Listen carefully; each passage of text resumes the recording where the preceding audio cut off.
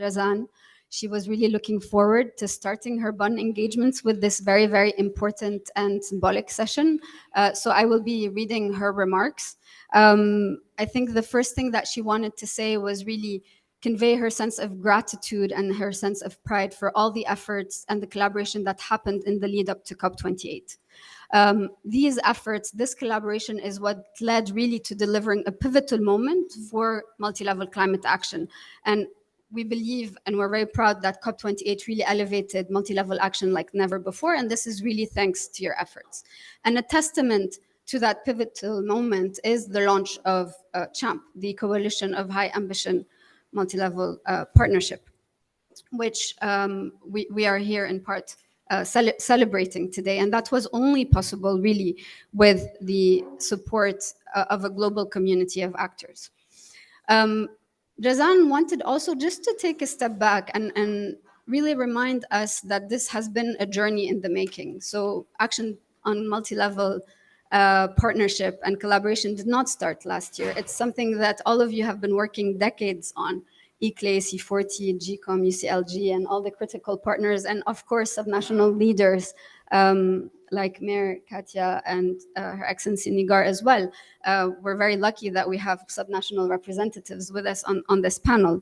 And we've been working with partners under the Cities Race to Zero, Cities Race to Resilience, and the 2030 Climate Solutions to deliver these really life-changing impacts on the ground. For example, transforming transportation systems to reduce emissions and improve air quality, delivering nature-based solutions in cities to improve resilience to floods and improve quality of life.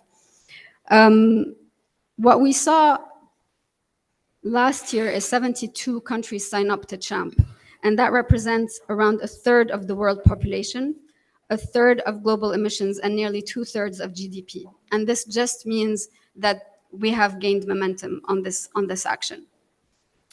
Recently, Razan, together with our new and esteemed high-level champion for COP29, Nigar, have addressed the endorsers of CHAMP really to celebrate and thank their leadership. And they also shared their thoughts on 3 areas of work that we need to focus on in the upcoming couple of years to deliver on the CHAMP ambition. And these are engagement, so really continuing this multi-level engagement between national, subnational, local communities to then embed subnational action into the NDCs, into the national action plans, into the NBSAPs, because that's the only way we really take stock of them, cater for them in our financing, etc. The other angle is collaboration. So really working with subnational governments to make sure that their plans are concrete, are implementable, and then the final, but not less important element, the financing. When we have clear action, we can budget it properly, and then the work is to channel finance to subnational and local actors so that we can really unlock action on the local level. Razan wanted to really just reconfirm in her ending note of this opening remarks, reconfirm her commitment, her dedication on behalf of the wider partners that we have and that we're very lucky to have, ICLE, C40, GCOM, UCLG, as well as actors like the Under 2 Coalition, Regions 4, and other supporting entities of the LGMA constituency and the Marrakesh partnerships, just confirm her dedication and commitment to see this throughout her tenure and the lead up to COP29, and then pass on the baton to our esteemed colleague, Nigar. Thank you. Thank you very much, Jamila, for speaking also on behalf of Razan Al-Mubarak, the high-level champion of COP28. I am very happy to give the floor now to Mrs. Katja Dörner, who is the mayor of the city of Bonn here in Germany. Please, Mayor Dörner, the floor is yours. Thank you very much for having me with this very important discussion on the crucial question on multi-level action. Firstly, I am proud to share that on our path towards climate neutrality within the boundaries of the 1.5-degree goal of the Paris Agreement, Bonn has taken important step in the recent year. We have been able to implement roughly 2/3 of our first climate plan arcing towards 2023 to 2025. So let me quickly share with you some of the key elements which have helped us to get there. The first is political will and decision. We in Bonn, we declared climate emergency back in 2019 and took the decision to become climate neutral in the same year. And in 2023, we began with the implementation of our first climate plan, which will be continuously updated and expanded. And the second point I would like to highlight is ownership and participation of people and communities. In the framework, a participatory process called Bonn for Future, driven by civil society, we have developed a vision of our city of the future and have created the first model type climate district, strengthening our social coherence with and throughout the process. The third point is outreach and incentives. Under our solar program, the expansion of solar energy tripled in the last year. And the fifth point is joint work and commitment by the Bonn Corporation. All of our municipally owned companies provide public services under the same standard.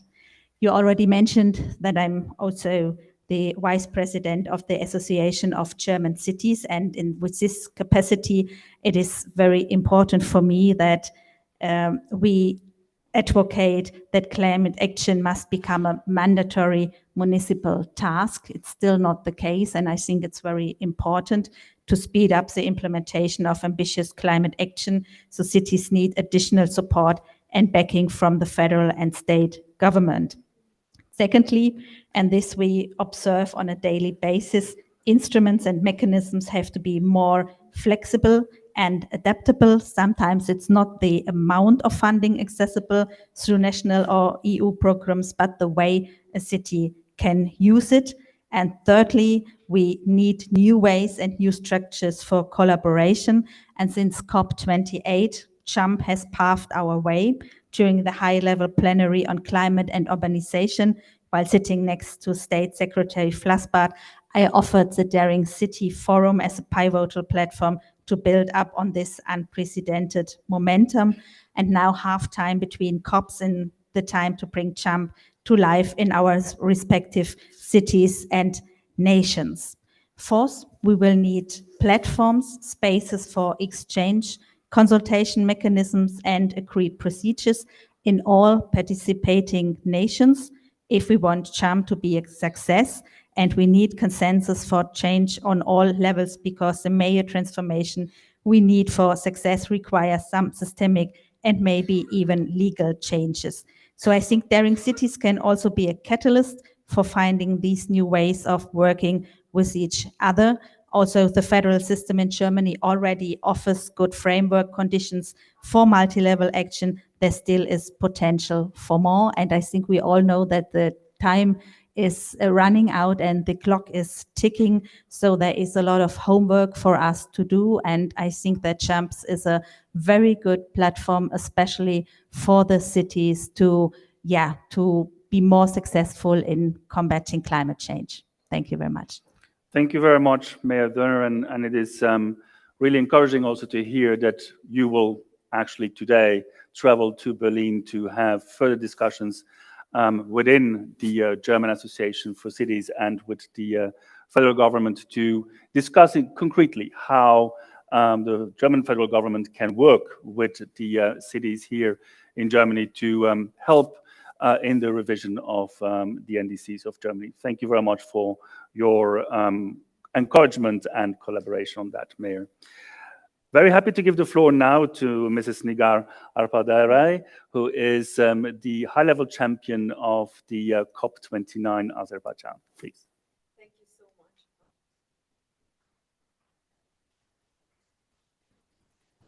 Thank you. Yes, working. Thank you so much. It's my really honor to be here today. And really, I'm representing COP29 team here. And we are looking forward to COP, which will be just in a couple of months. And that's why it's, as the high-level champion, the role in this capacity, my role is to engage with non-state actors, with businesses, with cities, with philanthropy organizations, with all other stakeholders like investors, civil society representatives. And it's a great honor to see all these groups and to see their aspirations, their expectations. Cities is definitely a very important factor, and this discussion and this dialogue is extremely important. So from our perspective, we would like I would like to mention that the only way that we can achieve the really tangible results is when we have everyone on board. This is our strong belief.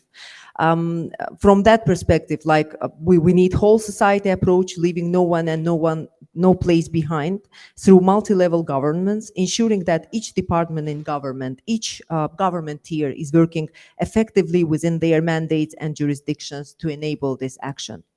As high-level champions, I'm very much collaborating with my dearest Razan, and Jamila has mentioned the achievements that COP28 has done, and I would like to take this moment to congratulate the whole team. And I know that Razan was extremely successful and extremely enthusiastic about the city's approach also, and we will continue on that, cooperating with her. And she spoke about the dialogue and cooperation. This is exactly what we need. Subnational governments are oftentimes those delivering service delivery mandates across economic sectors for water and sanitation, just energy, ecological transformation and conservation, ways that so often already answer and achieve adaptation and mitigation targets under the national policies, many times unwittingly. Urban planning to combat the climate crisis at subnational level needs to be aligned with national and global strategies and policies, such as NDCs, NAPs, through multi-level governance. Multi-level governance can unlock finance and other implementation challenges, such as the lack of technical capacity support, accelerating adaptation action at the local level.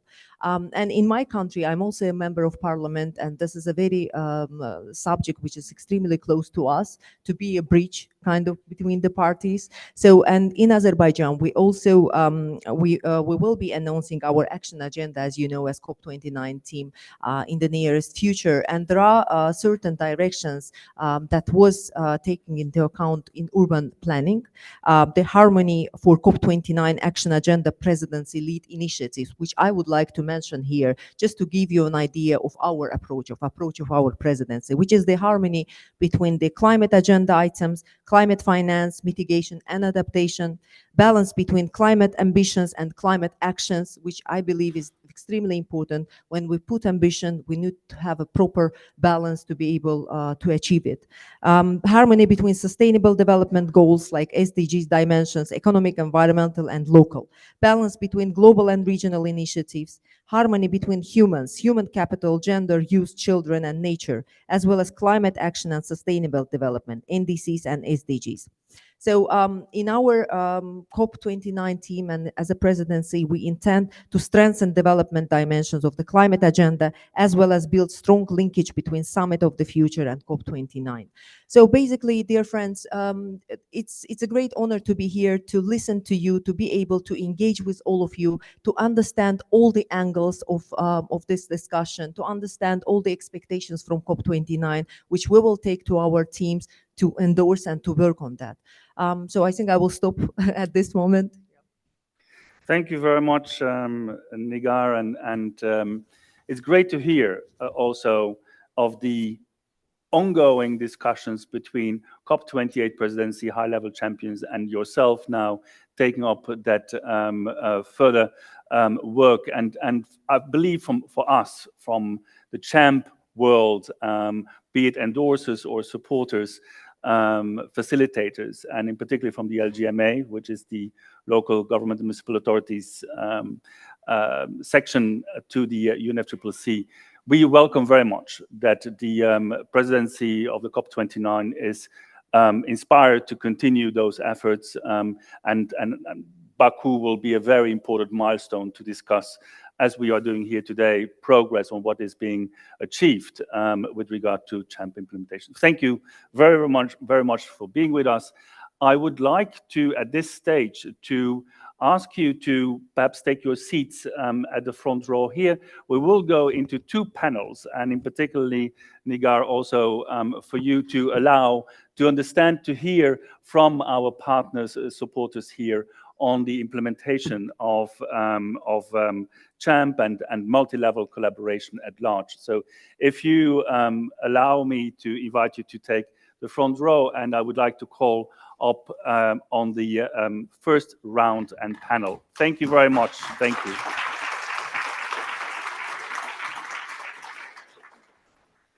So may I call upon the following colleagues to join me here for this first panel. Mr. Gregor Robertson from the Global Covenant of Mayors for Climate and Energy, Mrs. Heike Litzinger, the head of division from the Federal Ministry of Economic Development and Cooperation, the BMZ, George Youssef, mayor of Menjes in Lebanon and GCOM board member, as well as Dr. Champa Patel, the executive director of Under Two Coalition and Secretariat. Please join me here at the stage.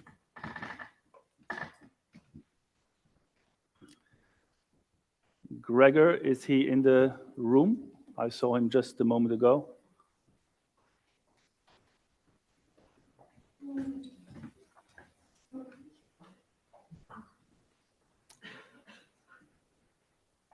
Okay, perhaps he will join us just in a moment. He's definitely here. So, good morning. Very happy to have you with us in this first panel, and I just would like to open the panel with some introductory questions. You all and each represent a certain grouping, be it Under Two Coalition, be it the governmental side in terms of the BMZ, or a city here in terms of Mayor Youssef. And let me just start by asking you, what do you see from your perspectives as the importance around multi-level collaboration to advance the Paris Agreement targets? And how do you think that actually that work that has been progressed now since COP28, how can that be further enhanced and perhaps also consolidated at COP29 in Baku? Can I maybe start first with you from the Under Two Coalition, Champa Patel? I was hoping you wouldn't start with me. So I guess just to say briefly, I think the importance is when you have global climate goals, how do you ensure that they're... Oh, you should use the microphone because this is being broadcasted. Yeah. Are we sure they work? Yes. How do we put it on? Oh, right. Good.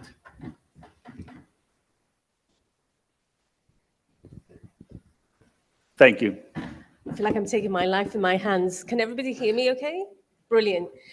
So just to say briefly, I think when we look at these global climate goals, how do we ensure that we bridge that with what local needs and realities are? And I think that's why it's so important to work with subnational governments, because it is that mediating level of government that can better tailor what's needed at the local level. So to ensure, they're closest to the communities that they serve, they're more accountable to the communities that they serve. So how do we ensure that you have these, big climate goals that need to be met, but they're delivered in a way that makes sense for that particular community, that particular geography? So I think multi-level action is essential for that reason, if nothing else alone. But also implementation happens most at subnational level. The OECD did a survey of OECD countries and found that a substantial amount of investment on climate action happens at the subnational level. It's a direct lever of change. So it's important that they're empowered and enabled to take that forward. So I think it's critical that you have different levels of government working together. And I was saying that this morning, that often we talk about cities and national governments, or states and regions who we work with and national governments, but really you need all three to work together. Most cities sit in a state, right? Most states have cities. I can't think of a state that doesn't have a city. And all of these levels of government have to work with national government. So I think it's more the interplay between these three levels of governance and how they can come together to have comprehensive plans that really reflect what's needed on the ground. Now, Ms. Martel, I think one question here immediately to follow up on what you just said. Obviously, on the two coalition, you are working with states and regions, as you just said. But states and regions are really, if one look at the various spheres of government, are the in-betweens of national, federal government and cities, communities, towns. So what kind of particular role would you think states have here in that multi-sphere collaboration for climate action? One thing we've been doing a lot of thinking around is how to unlock and mobilize more revenue. And I think a lot of states and regions have devolved powers to raise their own revenue.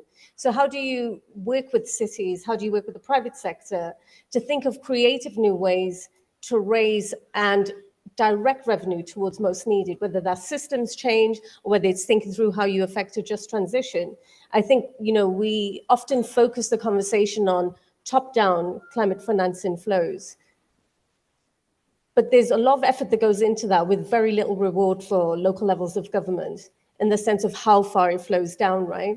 So I think we also need to think much, much more around bottom-up financing and what is possible. And it's never going to close the financing gap that we know exists. But there's so much more that could be done to bring states and cities together to think through how do we finance the systems transitions that we want to see, and how do we do so in a way that ensures a just transition. Mm-hmm. Thank you very much. I'm turning towards Heike Litzinger, who represents the BMZ, the Ministry for Cooperation and Development here in Germany. And so from a federal governmental perspective, I'm very happy to hear where you see, in terms of the ministry, but also other ministries here in Germany, what are you doing to advance multi-level collaboration for climate action in particular? This works? Okay. Yes, Thank you very much. And in the first place, I just want to subscribe and underline what you've just said.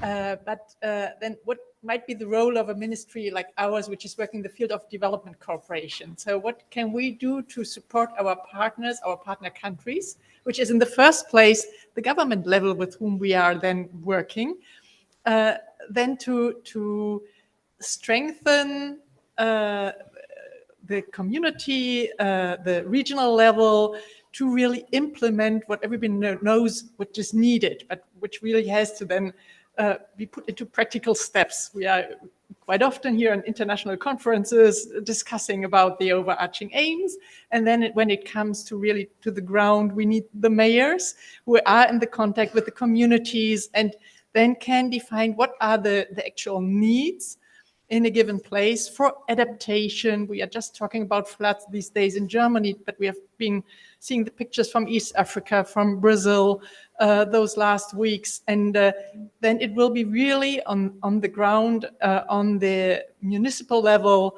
where people can say what is needed and what has to be done in the future. And I think our role as a Ministry for Development Cooperation is then to,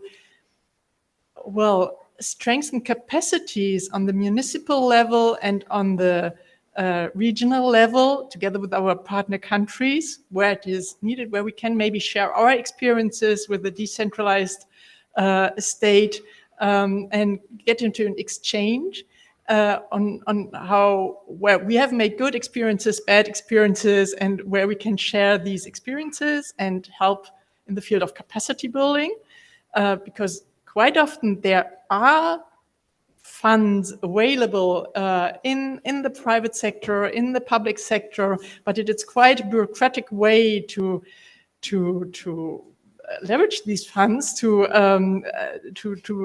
receive those financial means to then implement the given projects a certain municipality wants to implement, and there to strengthen the capacity to go these steps and then be able to finance the projects a city has. And we have two instruments in this field of financing on the subnational level, which is the C40 Cities Finance Facility, together with partners from UK, from USA, from France, and another instrument, which is a Cities Climate Gap Fund, together with World Bank and the European Investment Bank, where we are working together with another ministry for economics and climate. And in these fields, we're trying to support municipalities to develop bankable projects, which then can find financing for what is needed on the ground. Well, I will leave it at that at the moment. Just a very quick follow-up question on that, because of course the BMZ as Ministry for International Cooperation and Development coming from Germany, you are in a very unique position as you are supporting programs in other countries in particular. So can you see a prospect for BMZ programs to include, when you are talking about and supporting climate actions with other national governments, to include in there the subnational, national collaborative level, and in that sense make or give justice to the CHAMP initiative when you are funding programs that support climate action in those other countries?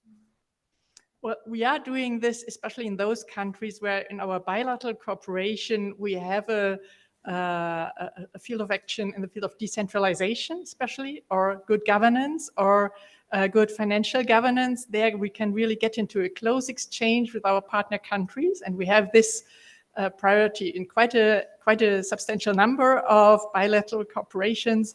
And then we can really work on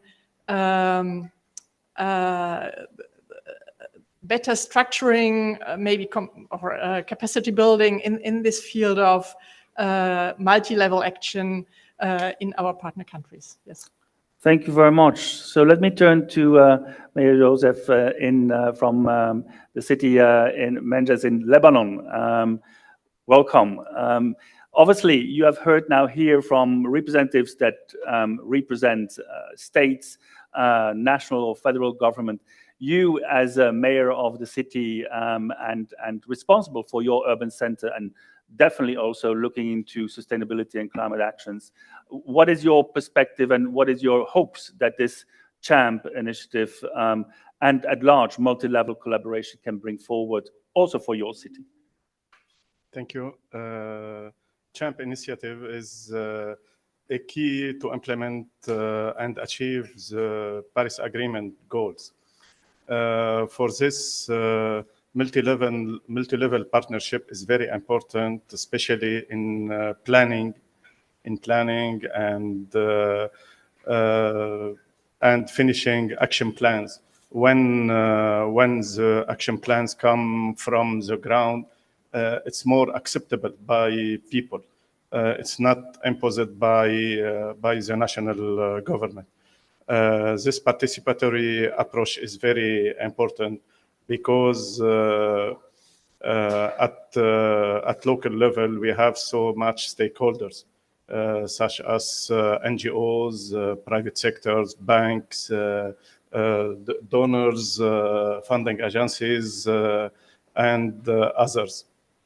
It's very important to work more closely in planning in beginning, and after that in financing and implementing projects, and especially in monitoring. When these actions come from the city level is more ambitious from NDCs coming from national government. For us, it's very important and have more experience, and we apply for many projects for BMZ, especially ICI, International Climate Initiative also.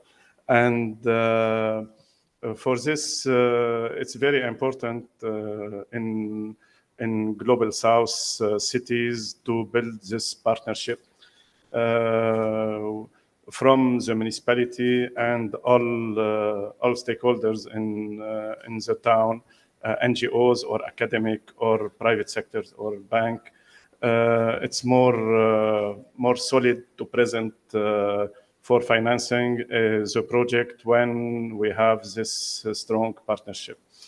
And when implementing, You see, it's very important to see for the donors how this money is implemented in the project. In our countries, we have so much corruption, so very so much corruption. It's very important. The multi-level governance is very important when we give the financial aspect of the project to the private sector, or especially to NGO or academic, or to the university. When the university is a lead applicant of a project to benefit the municipality, the donors is more easy to have this, to give money for this project. The multi-level governance for us is very important.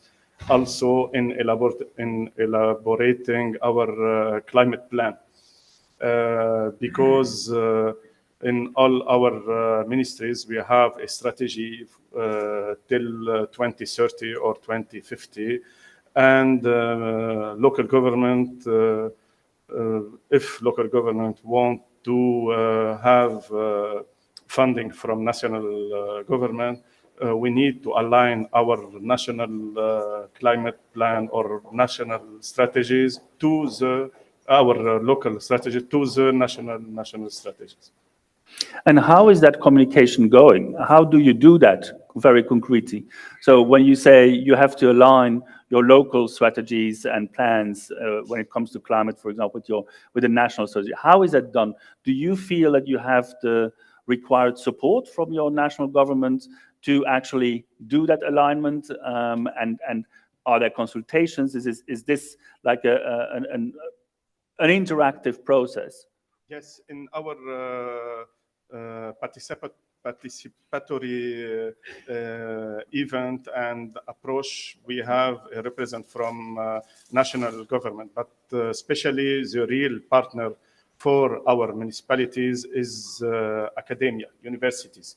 At our level of municipality of Menjes, we have a partnership with all big universities in Lebanon. And for every strategy, we work together, and we have meetings with all stakeholders in the city to align our project with the national strategies. Thank you, Mayor Youssef. Let me turn now to Mr. Gregor Robertson, who represents the Global Covenant of Mayors for Climate and Energy as its ambassador.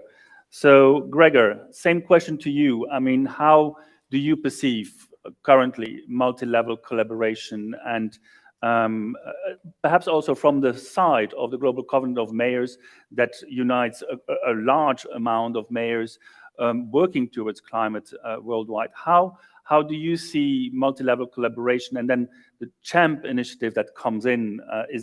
Have you a feeling that this is changing our way of working in the future? Absolutely. I think CHAMP is a game changer at a critical time in human history. We know that we are not solving climate change. The science is very clear. The disasters are more and more frequent. I know from our 13,000 mayors, including Jorge, the mayor from Niterói in Brazil, the mayor from Bonn here, who's hosting us. These impacts are real, and in a city, it's all hands on deck, is what we keep saying, because the impact is real. People are losing lives, losing homes. So we have to do something different here. We've made big commitments. National governments have made the Paris Agreement, which was unprecedented, but it's not being implemented at the rate and the depth that it needs to be. So we have to move farther. We have to move faster. We have to see action on the ground.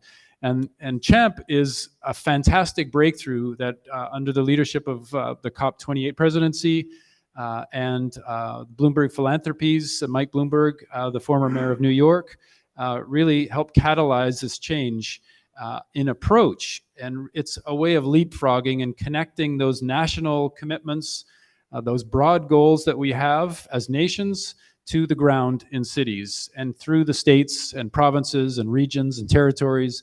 All these levels of government have to be aligned for us to be successful and to make the world safer and healthier for all of us and all of our future generations. So it's a big opportunity for us right now, because we see now we've have 72 countries saying we're going to connect the dots. We're going to work with subnational governments directly on our plans, our climate plans that are coming due next year at COP30 in Brazil. So those national climate plans have to be updated.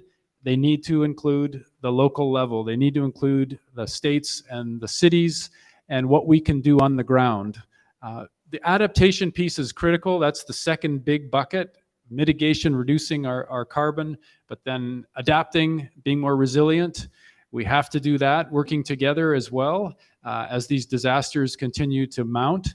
And the third piece, as mentioned, on finance. We have to work together to leverage all the different kinds of finance. Much of it is private finance, but that private finance, as was said earlier by Heike, that the private finance won't line up unless the governments are aligned in terms of supporting infrastructure investments, for example. But when all that's aligned, everyone feels more secure and the financing can kick into gear and deliver the change that's needed. And that's whether that change is, again, decarbonizing at a local level, or it's making us more resilient to survive. Those are the investments that need to happen as soon as possible. So I give kudos and thanks to the 72 countries who took this first bold step and said yes to CHAMP. We're ready to work with our subnational governments.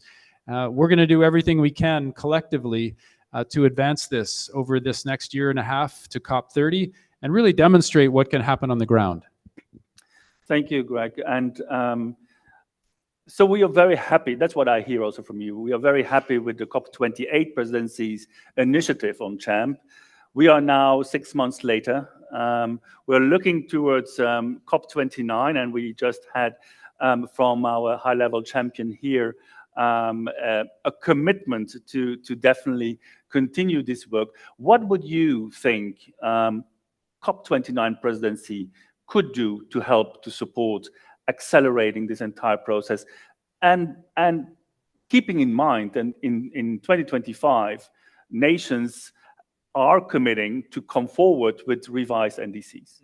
Yes, well, I think we've heard a great interventions here from the COP29 presidency. We love seeing that local governments, subnational governments are one of the 5 key pillars that they will be emphasizing at COP29. COP28 really got things in gear with the Local Climate Action Summit, the first time that we saw cities and states on stage in the COP as part of the formal program. We look forward to that continuing with COP29 and deepening. Also the commitment around climate finance and making sure that finance is front and center at COP29. And I think what's critical is the continuity from COP28, 29 presidency, and then Brazil COP30. I think all 3 are working well together. It's really important that we see consistency and prioritizing the subnational governments as critical for delivering results on climate. So turning back to you, Champa, also in the same dimension, COP29 presidency in front of us, COP30, the consistency that is required, fully agree to that. From your perspective, whilst 72 countries have endorsed the CHAMP initiative, many and more have not yet. So what would you think? What can we do? Also, we now as partners to the COP29 presidency to perhaps give that next push that is required as well. Any ideas? Wow. Yes, difficult question. Yeah. We need more than 72, that's clear. And I think I really welcome COP29 presidency continuing on that consistency. And I think what we really need to think through is how do we accelerate and make it easy for those governments to sign up to, and what support is needed to get governments there. And then very quickly, how do you put those roadmaps in place that support governments to work with their local governments? So I think it can't be make the commitment. There has to be an actual roadmap to implementation. What does this look like when it's done well? And I think it's because in a way, we're talking about the opportunity without talking about the elephant in the room, which is just how many elections are taking place this year, the increasing weaponization of climate change that you see in many, many contexts, and a political landscape that's really changeable over this year, right? So we have the EU elections coming up, we have the US elections coming up. All of this could really either help the cause of multi-level action or hold it back. So for example, if you're California, depending on who wins the US presidency, it can really either supercharge your multi-level action or it can become a barrier, right? So I think in a context where we don't know where all the chips are going to fall this year politically, it's incumbent on us to continue this focus, but really think, how do we move very quickly from ambition to implementation? So I think what is needed to support that, that should be where our focus is. So it shouldn't just be, how do we get more countries to sign up to CHAMP? We need to do that. But then how do we support them to make this a reality as quickly as possible? Because that will be the vanguard. Because we don't know where all the political chips will fall, but we know that it's not looking great in some contexts, right? For those regions that have been traditional climate leaders. So I think it's, that focus on implementation. We were championed at COP28. How do we move to making this meaningful action at COP29? I think is key. Thank you very much. I would like to give the floor also later on to Nigar to respond to this, but you have a time pressure now, so you would like to respond now? Is that, yeah, please. Do come and join us already on this here. Yeah. Take the chair. Well, thank you for this interesting discussion. It's really, for me, it's very important to understand and to hear all these angles that you are mentioning. I would like to say that what Ms. Champa has said regarding communities making sense, understanding what is happening, it's extremely important. This is what I would like to reiterate, because sometimes there are some decisions that are being taken and people have no idea what is happening. This is extremely important that some educational programs, campaigns are done, because also we shouldn't let this happen, that this climate agenda and this climate discussion is a kind of a closed club and people don't have what to say in it. It shouldn't be happening. So we need to have these campaigns and explain to people, to communities, that these decisions make sense and you need to be part of it, or part of this conversation. Yes, what I said earlier is that we as COP29 team are here because we care. We are here because we want to take your message, and to, as the high-level champion, this is my role, to be a bridge between you and between the presidency team, which we will be doing. And I would like to thank you all for your interesting discussions, and I would like to really continue this conversation. And I will do my best to be here on your maybe next events, Yunus Bey, please. And yes, thank you so much. Thank you. Thank you. Thank you very much, Nigar. And thank you again for having been with us as part of your very busy program. Tomorrow we have other events at the UNFCCC here as well. Looking forward to continue that discussion. Coming back now here, also, Mayor Youssef, from your perspective, what do you think, what can be done for more national governments to support the idea and implement the idea of multi-level collaboration? What is necessary? And what can we give as recommendations also to the COP29 presidency to take it up? To begin, you see Lebanon is facing so much crisis, from the refugee crisis to the political crisis, economic, and now financial crisis. The Lebanese pound are devaluated more than 1,500 of his real value. For this, all our strategies now and Lebanon in general depend from funding agencies. National government and local government work with this funding agencies, especially the German agencies and the ministries and GIZ and UN agencies and the USAID agencies and EU agencies and others. For this, we can, with this funding from the national government, maybe funding agencies can make a clause in this aid to Lebanon to involve local governments in these strategies. We have so much strategies going now in Lebanon, from the new NDCs to climate change and other strategies. Municipalities in Lebanon also have a homework to do. First, to join forces and has one voice. We have not in Lebanon an association for municipalities. Municipalities can build this association of municipalities and go to national governments and talk in one voice to have his view of point in these strategies. Thank you very much, Mayor. Heike, same question also to you. What do you think? How can we, push other national governments to stand up at the COP29 at one of those events? We will have a ministerial again, as it was said earlier. What do you think? What can we do? Especially also any, lessons from a government that is a federal government like Germany to other governments on what is the benefit of that multi-level collaboration domestically also?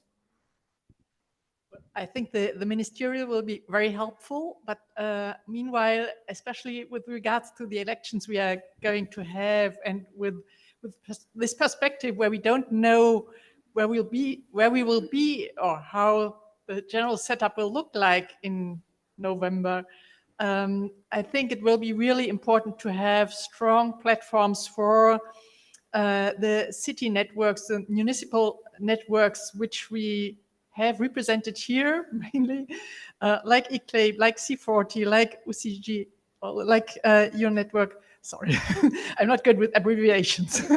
Sorry. So I think that will be really important, but because this offers a chance for municipalities which are very engaged, involved, to raise their voice, even though their government might not be that active at the given moment, and that might give these impulses not only from the national municipal level, but then again an impulse on the international level coming from a municipality from your own country. So that might be helpful, I think. But well, it's it's an obvious advice, obviously. Thank you. Thank you very, very much. I would like to suggest that we pause here with our first panel and come and call upon our second panel. We'll continue this round of discussions, and perhaps at the end we can also come back and have some comments on each of you as well. But I would like to call upon our next panelist and then bring us all back together again, if that is okay. For the time being, thank you very much for your input here. Please take a seat here on the front row. Yeah. So could I ask to join me here at the stage, Madam Ziol Haque, the Director General of the Ministry of Environment, Forestry and Climate Change of Bangladesh. Welcome. Christian Lemper, Director of the Division of Global Policy, Governance Cities at the GIZ here. Mr. Axel Grael, Mayor of the city of Niterói in Brazil. And Melissa Gapcha, Country Engagement Specialist of the NDC Partnership. Welcome.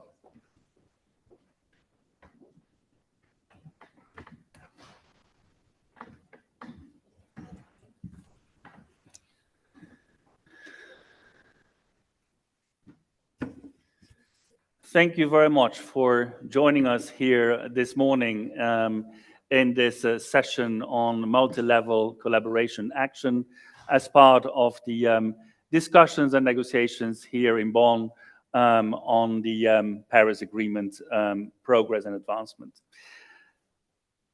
Let me start with our friend here from Bangladesh, Mr. Zoil Haque, who is the Director General of the Ministry of Environment, Forest and Climate Change. And we have been working just like a couple of weeks ago very closely with you, sir, and the team at the ministry in Bangladesh, but also with the city of Dhaka on its ambitious climate action plan. So I would like to ask you, sir, what do you see? Where is the benefit for you as the National Ministry for Environment and Climate Change in enhancing that cooperation in your country with cities, major cities, such as the capital city of Dhaka?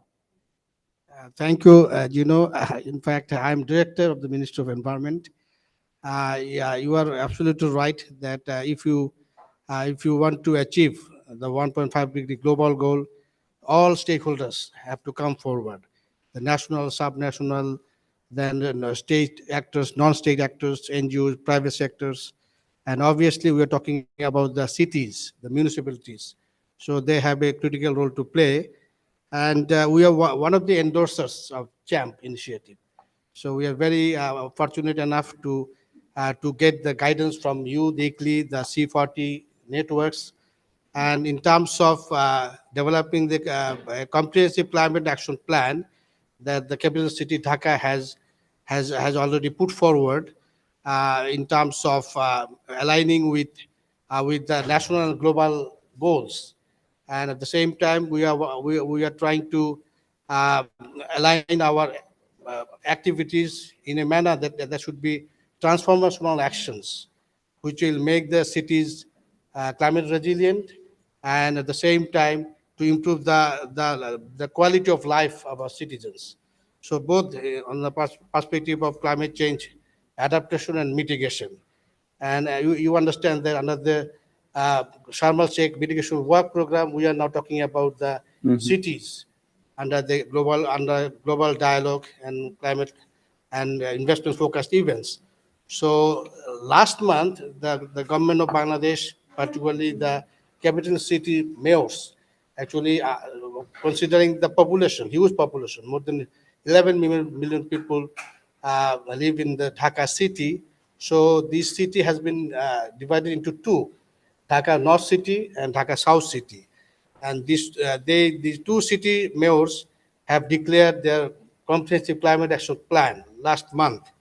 And in the plan, they actually they made some good assessments on the risk assessment of the cities in the context of climate change adaptation and resilience.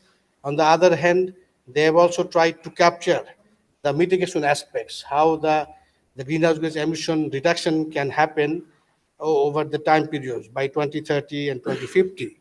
And if you allow me, I can just example some of the plans and targets they have put forward in terms of greenhouse gas emissions. Actually, they have assessed their base year 2020-21. For South City Corporation, it is around 5.66 million tons carbon dioxide equivalent, and North City Corporation 7.65 million tons. But they have actually put forward a very ambitious target. So they will reduce their greenhouse emissions relative to 2021 base year around 14.9% by 2030, 33.8% by 2040, and 70.6% by 2050, aligning with the net zero global net zero emission collectively. So this is very ambitious. At the same time, in terms of climate resilience, they have taken some sectors, specific sectors, like the waste management, municipal wastewater management. Then there are some areas, stormwater drainage, and there are the energy, transportation, and some other related issues. So they have also taken up some targets on the solid waste management, municipal wastewater management, transportation, energy, buildings. So actually, we got the inspiration from others, from you, from other C40 initiatives, that if we want to achieve the NDC that we have put forward in 2021, or NDC update, the cities has to play a critical role, and they have to contribute to the process of national ambition. So that's why I feel that eventually we will be able to fulfill our aspirations that we put forward through our NDC. And we are actually looking forward to submit our 2025 NDC, ambitious NDC, aligning with 1.5. Thank you very much. Thank you. Thank you very much, sir. It's impressive because what you just said also in terms of the figures and it seems both North-South Dhaka together are major contributors to the greenhouse gas emissions at a national level, I understand. So is this idea of this cooperation, of multi-level collaboration between the national government and in this case now the capital city, is that for you like a model that you would wish to continue with other major cities in Bangladesh? Yes, obviously, actually, we try to portray this initiative as model initiative. And if you succeed in terms of implementation on the ground, then obviously other cities will follow suit. So the point is that you understand that if you want to implement fully and in a sustainable manner, we need to mobilize the resources, the domestic resources, international resources. So recently, actually last month, we are convened the NAP Expo, Global NAP Expo, and in the NAP Expo, the government has launched the climate development partnership with all development partners in a single platform, in a unique platform. So to actually to make sure that the coherence is maintained, the synergy is maintained, and the development partner will try to avoid the duplications. So we hope that in the coming days and years, we'll be able to implement some of the critical actions that we foresee very important for us as country. And would you say that obviously the climate action plan of North and South Dhaka is the thing that you need politically to agree upon, but behind that stands, of course, the various projects to actually achieve, whether this is on adaptation or in mitigation, the targets of that climate action plan. So are you intending to include some of those projects that then will be realized in Dhaka to achieve the targets of their climate action plan, to include these into your Bangladeshi NDCs that are going to be submitted in 2025? Yeah, I hope so. In fact, if we consider the national target, obviously the cities initiative would be the part of the national target. And in terms of implementation of very project-specific activities, we in the domestic system, we have national development plan. We call it ADP, annual development plan. So in that case, obviously there will be a good number of projects to addressing the climate action plan of Dhaka North and Dhaka South City Corporation. And obviously the domestic resources will be mobilized. Some of the portions will be dedicated for those actions to be implemented by the cities. And there are few other cities, big cities, the Chittagong cities and other cities. Obviously, they need to consider the similar kind of approaches that Dhaka Northern City has already made successfully. And would you think that by including those projects of cities into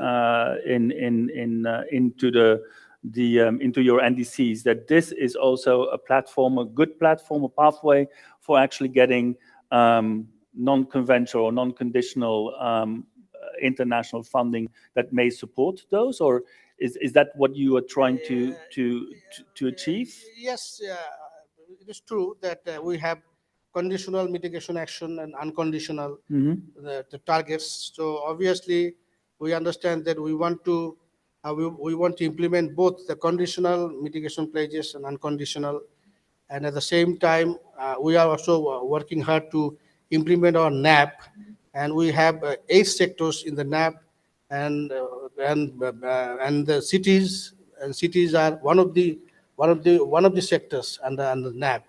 So I feel that in the coming years, the government will put greater emphasis on implementing those actions under NDC as well as under NAP, very specific to cities. So urban areas, urban systems. So let's see. We are hopeful. Thank you very much. Thank you. Let me then move to Melissa Kapcha from the NDC Partnership, just to continue on this discussion here with Mayor Hack. Sorry, Mr. Hack. NDC Partnership stands indeed for helping, and the Secretariat in particular, for helping and supporting the nations in their NDC development. We go into a revision of the NDCs now to be submitted by 2025 in Belém at COP30. So just tell us a little bit first on how is that support to countries actually realized? How do you do that? And then secondly, perhaps more on the CHAMP initiative, where do you see opportunities also for the Secretariat from the NDC Partnership to support that subnational national collaboration in its NDCs? Of course. Thank you very much for the question. With the NDC Partnership, we have different mechanisms. I will name 2 mechanisms that are very focused on enabling conditions to countries to prepare, get technical capacity, review strategies, and this is the request for support letter. Most of the countries that we were working with, more than 120, as I mentioned earlier, they know this very well. We provide this opportunity to the countries to find among their requests, necessities, and then we provide the mechanisms, and we also contact them with implementer partners. So this is the easiest way for the countries to get access to financing.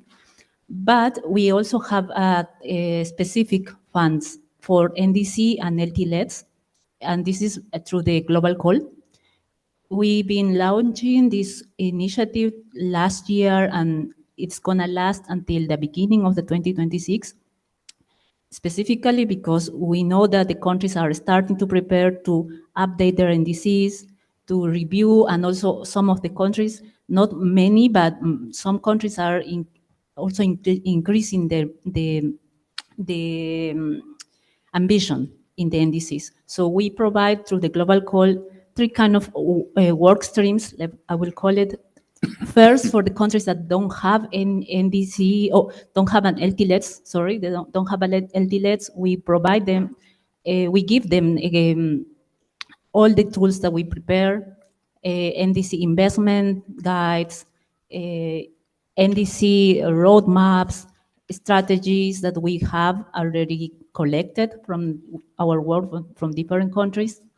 And we also have internally technical capacity, a finance team, a country engagement team specifically dedicated on supporting them and preparing these requests in order to be enough clear for the partners come, see this request and support them deploying not just financing monetary, but also technical capacity.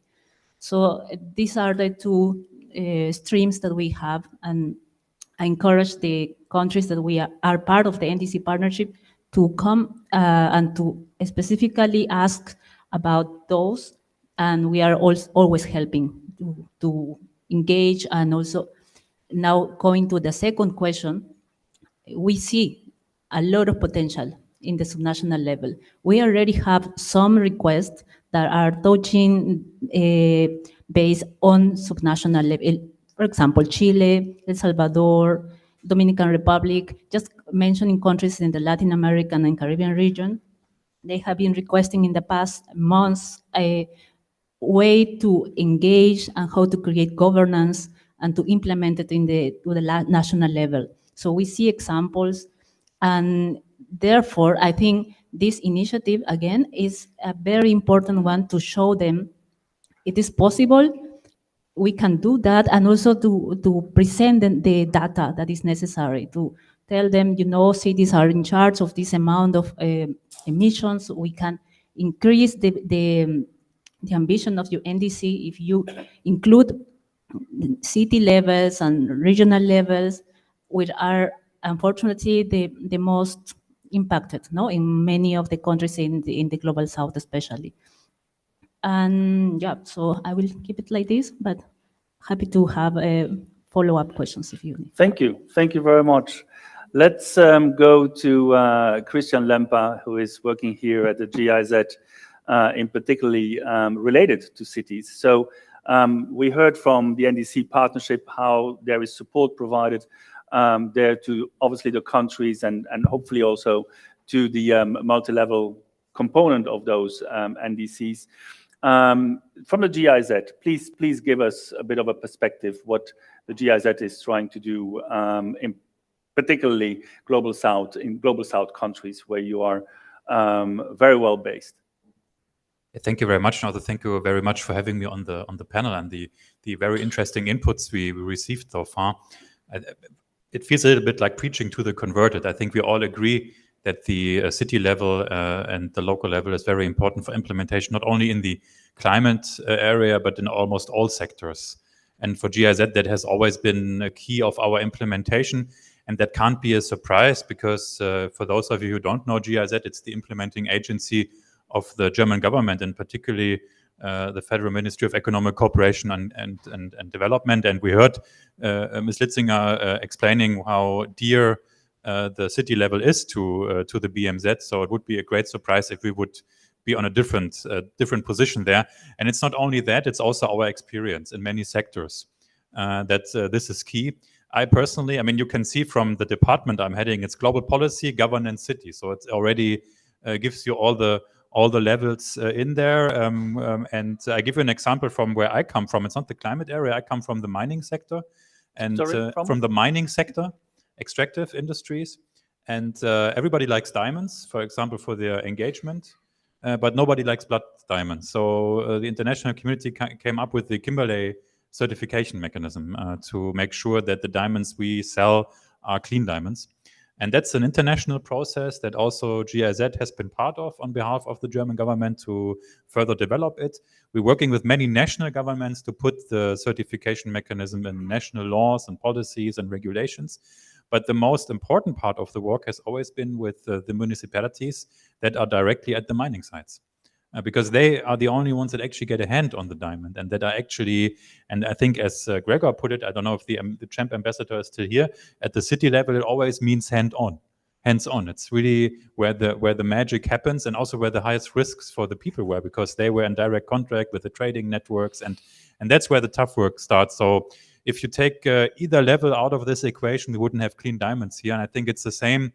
It's the same with the climate area. Without the cities level, but also without the international level or the national level, I think we wouldn't come anywhere. So we need all three of those, and that's an experience that we make in German development cooperation in basically all sectors. And that's also why, on behalf of the German government, we have always been campaigning together with, for example, partners like ICLEI on the importance of cities for climate change and for countering climate change, for climate action.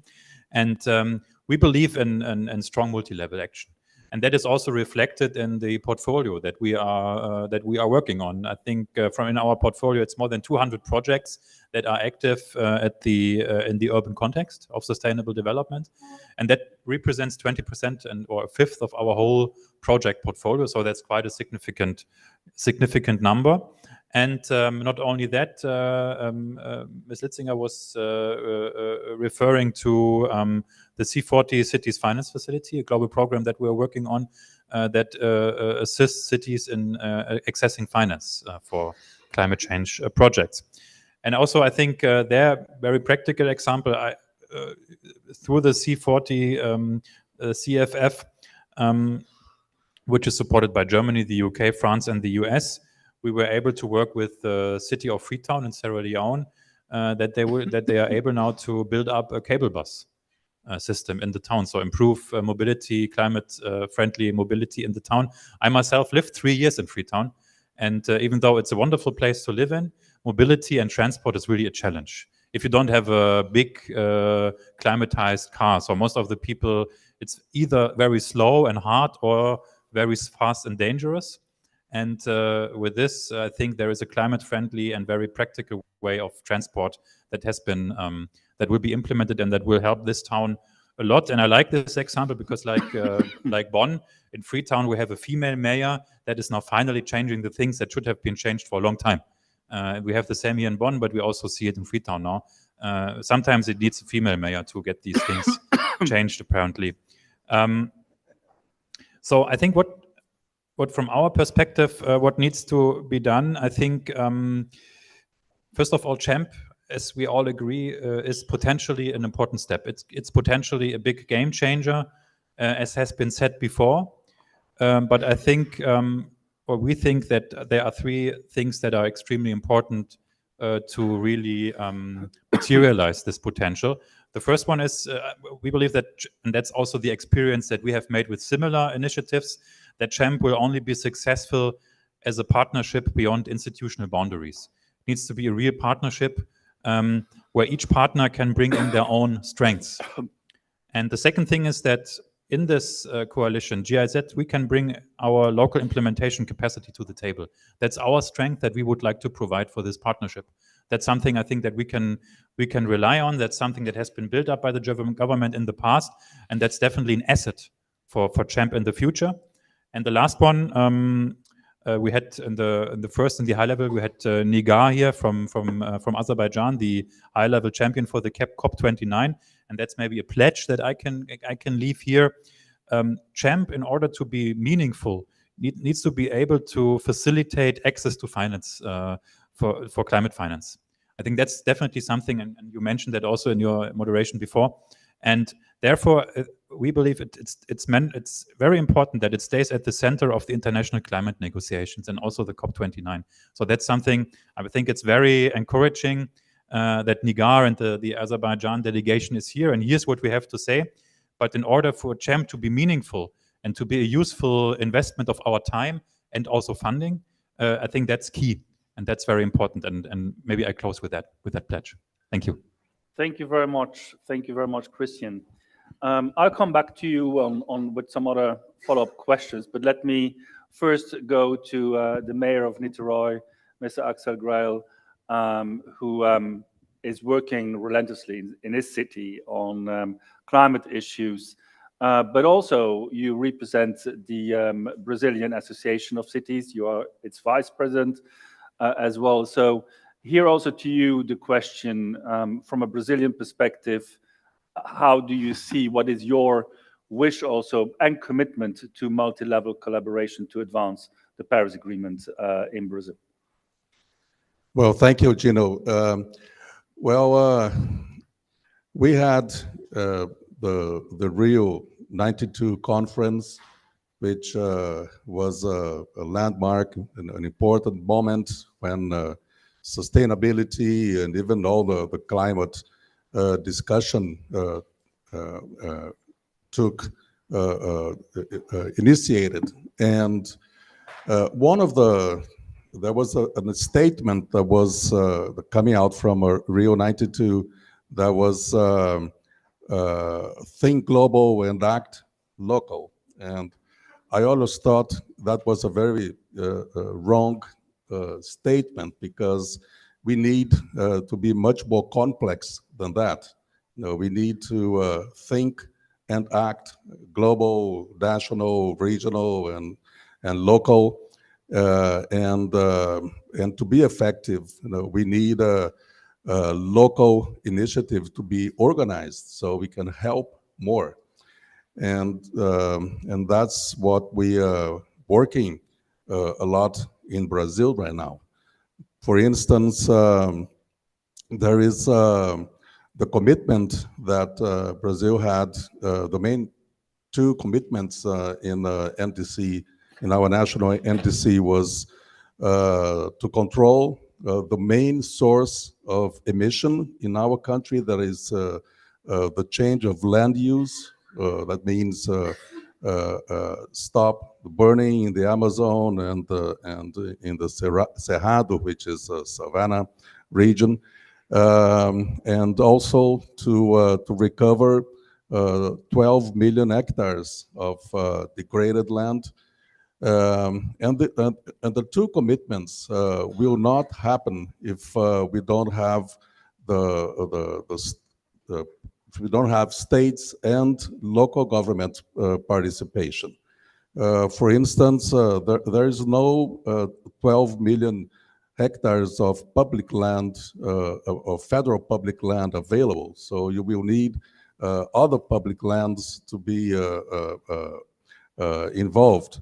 And even if you add all public land, you won't reach 12 million again. So you need a private property landowners, and you need other stakeholders to be involved. So it needs a very broad effort to reach the targets that we set. So I think that's just an example of the size of the challenge that we have, to meet all our climate ambition. So so if we don't find a way to act in cooperation, at at the same level and on different levels, it will not work. So that's what we keep discussing, and this is basically my most important role in the Brazilian Association of Mayors, which is getting more cities, more mayors involved, and sharing experiences, and understand that although climate change is it's a planet issue, it has a lot to do with the local. Otherwise, we will continue suffering all the disasters that we are seeing everywhere in Brazil. So, in few months ago, the Amazon River had no water. The Pantanal, which is a large swamp area, was burning everywhere. So a wet forest was burning. We see now the south of Brazil is all flood, and it produces 70% of rice in Brazil. So it's a big economic failure too. So it has to be seen and thought in the different perspectives. So so that's what we are discussing right now. Thank you very much, Axel. And in Brazil, obviously, also from a political perspective, there have been major changes also with this new government, as opposed to the former government when it comes to climate actions and prospective way forward. But and in Brazil, a ministry for cities has been created. So from a constitutional perspective, but also from an institutional perspective, having a ministry for cities seems to me like a very important element of discussion when we are here talking about multi-level collaboration. Can you just explain a little bit how that Ministry of Cities is working with the cities association or with your own city individually, like Nitroy? How is that working? And is that after now 1.5 years, I think it is functioning? Is that helpful for those tackling those planetary problems as well? Well, yes, I think it was a very good initiative because it gives us a much easier access to the federal government.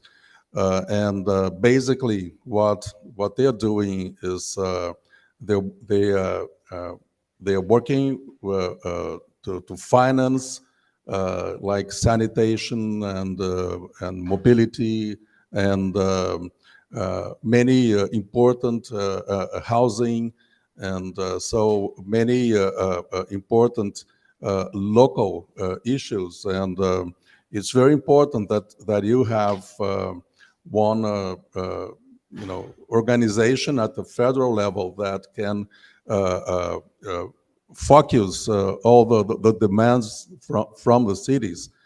For instance, as you said, in the former presidency, we had a lot of. It was very difficult to bring up our demands and discuss the local policies because it was we didn't have it was not clear who we had to talk to, and now it's much it's in a much better perspective. Mm-hmm. Thank you very much for those insights. I would just like to raise one of the other questions, and that has been brought forward also here in this panel, but also in the former panel, and that is the financing part.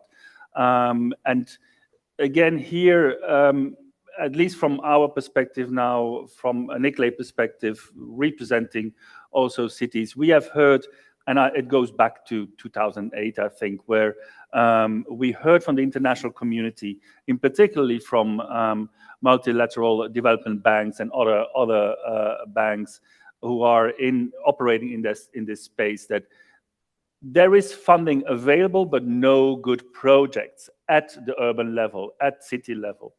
One, two. Secondly, the issue of as a city, in order to have access to that funding, you have to go through your national government, or at least have the support and all of. So the second potential barrier.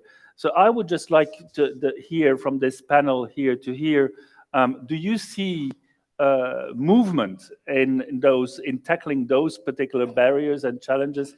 Do you see that, as part of multi-level collaboration between national governments and their other sphere of government, is this discussion about accessing financing, allowing financing as well to go directly to other spheres of government domestically? Is that being taken up from each of your perspectives? And I start perhaps with Bangladesh and the Ministry for Environment. Thank you. In fact, you are right that in terms of accessing fund by the city governments as such, actually the movement is very slow. This should have been more movement, very concrete movement in terms of direct access to the fund by the city governments. But you are right that at national level, dialogue is going on, how the national government can designate some of the funding entities to disburse fund directly to the city governments. So in that case, the movement is on, but my personal thinking is that it should have been more concrete movements beforehand. And in terms of developing bankable projects, this is one barrier challenge. Particularly the city governments, sometimes we face that they don't have a capability of developing good projects for funding from the international community, particularly the multilateral development entities and bilateral partners. But the point is that at national level, the institutional capacity, individual capacity is going on. So there are huge activities going on in terms of capacity building activities. But again, this is a challenge, and you rightfully pointed out that in terms of governance, in terms of accessing, we have to go far away. So I feel that at national level, the dialogue is on. We are having the engagement with the city governments in a way that city government can apply to the international community directly, can access the fund from the international community directly. Thank you. Thank you very much, sir. Christian, you just mentioned also earlier GIZ and the federal government of Germany is involved in a number of those initiatives or alliances that should facilitate accessing financing for the subnational level, the CCFLA alliance, the C40 facility fund, etc. What is your perspective after all of these years now, where the issue around financing has been very high on the agenda when it comes to subnational governments? Do you see that we are moving on? And I just bring it also in the perspective of the loss and damage fund, that where the World Bank is requested to make sure that in its operations there can be direct access to subnational government, and other elements that are coming up over these years now within the climate field and discussions or negotiations. So what is your feeling around this? Are we moving on, and is GIZ a consistent supporter to break down some of those barriers? Definitely, as far as it's in our mandate, and I think, but Mr. Haig, I think you basically said it all. The first thing is, yes, of course, there are many efforts currently with the international finance institutions to change the way they provide their funding. And I can give you one example where I personally think, and that I say now a bit not as a GIZ employee, but more as a German citizen, I think where the German government has been greatly successful after an effort that has been going on for years and years. Now, finally, it has been possible to establish a third financing stream in the World Bank to finance global public goods. So that's, I think, a major achievement, that the financing of the World Bank doesn't have to be linked to national plans anymore. It can be funding to global public goods, and that includes, of course, the global public good of a good climate and to tackle climate change. So that shows that with the right political commitment and good diplomatic effort, these changes are possible. No one would have thought that 5 years ago, that this is possible. And the World Bank has moved in that direction, maybe also through pressure from competitors now that are moving up from the BRICS area. But in the end, it has moved. And I think it shows that probably the competition is good, and that probably also having a strong political commitment and the right partners on board, everything can change. So there is this movement, but there has to be constant effort to do it. But that being said, we also believe that even if the finance institutions provide more of these facilities, we still, what you have also mentioned, Mr. Haig, is the capacity constraints on the side of the cities to develop these bankable or tankable projects. There's, of course, on the one hand, something we always do, it's capacity development, but it's also good to have facilities that support cities in developing these projects, like the CFF, but also GIZ works with the European Investment Bank on the GAP fund. So these facilities also need to be strengthened as a service to cities to develop the bankable projects and to overcome the capacity gap on a short term. And for me, these are the two ingredients at the moment to go there. And it's an endless struggle, of course. We will never be at the end of it, but that's just how it is. But these kind of funds, they need to be funded, right? So how do you see that? Is there appetite, more appetite from national governments also, and banks to actually provide the necessary funding for that, for those funds that can enable cities to write bankable projects? if I remember right, for and we know a little bit about that because we were working with BMZ. We have been working on the World Bank reform for a long time now. And if I remember right, for this third tier of the World Bank, there has been a commitment of $100 billion of public funding, and that, of course, will be leveraged 10 to 15 times by private funding. And that is the commitment that is there. But what stands behind that is that there has been a political commitment of national governments and other actors to do that. And that is needed also for the cities. And I think, I mean, we can see from the German government, definitely the city, there is a huge commitment. We can see that. There are also many others like the United States and other governments. And if that can be well organized by coalitions like ICLEI, but like CHAMP, and if they can lobby for this, then I think everything is possible if they can make a good case. Thank you. Going to Melissa, NDC partnership, obviously very important when it was put into place after the Paris Agreement adoption, and the work that you're undertaking definitely, at least from where I stand, extremely appreciated by the various parties and countries that can draw upon that. How do you see that in terms of financing as well? If we now bring in the element of CHAMP and a subnational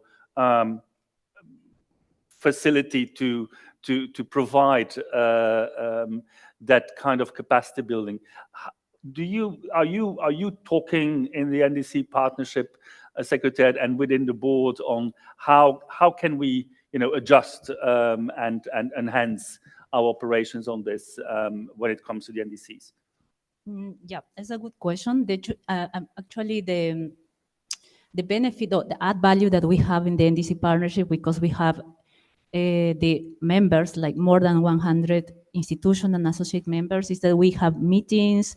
We not just virtual, but every year we met during COP or the SBs to discuss what is the trends regarding requests from the countries. And we've been seeing in the last years, months, that because of the NDC 000 targets that that need to be delivered next year, many countries are improving and increasing the demands on subnational, multinational, or multi-level engagement. So I think it is important to use the NDC partnership in this regard to get our intel, to our data, to present. There is like 20, 50, 100 countries now that are requesting subnational support through vulnerability plans, or territorial development, and many other aspects. And we need to then request for this support to be delivered. And as it happened a few years ago with UNDP, for example, where we've been making, we will be able to create a specific and targeted support in NDCs and NTLETs. I'm pretty sure that this can happen in the same way, in the sense of bringing up subnationals and give the capacity first to be able or ensure that they're creating very ambitious and clear requests, and by providing technical capacity, enabling conditions, also knowing more about their context, their specific situations. It can happen. It happened before. I think it's the right time to pledge for this change to happen. Yeah. Thank you. Thank you very much. Amelia Grau, you told us in Niteroi you are in proximity of oil wells, which have also have a dual dimension, but definitely has also contributed to the GDP of Brazil. And you were saying that as the city, Niteroi itself, you have some kind of royalties or income from that oil production. At the same time, you as a leader on sustainability, and definitely for your city, you want a switch and transit out of the oil production there. So tell us a little bit how you want how do you bring these things together? And especially from the funding perspective, what happens if you lose those royalties that you could now use for doing sustainability projects in your city? What's your way forward there? Yes, Niterói is known in Brazil for its sustainable policies, and sometimes it looks like a contradiction because we are the second largest oil producer city in Brazil, and the Brazilian oil production is all out in the ocean. We don't have we don't have land drilling, but according to the legislation, even if it's produced out in the water, you must pay royalties to our city. So what we are doing is, because this is not a long cycle, oil will be there being produced for a while, and it won't take more than 1 or 2 decades. So we must use the opportunity to switch to sustainability. So we are doing, all the conversion of our buses and automobile fleet to electric. We have now a large bikeway system with the busiest bike lane in Brazil. So a lot of support and engagement from users, and we also are investing on parks. So 56% of our territory is under protection, parks and things like that. And that all happened in the last 10 years. So we're using that opportunity to do the conversion, transition to sustainability. And one interesting thing that you asked, Mr. Hack, is about the formalities and bureaucracy and how the money, the funding will come to the cities.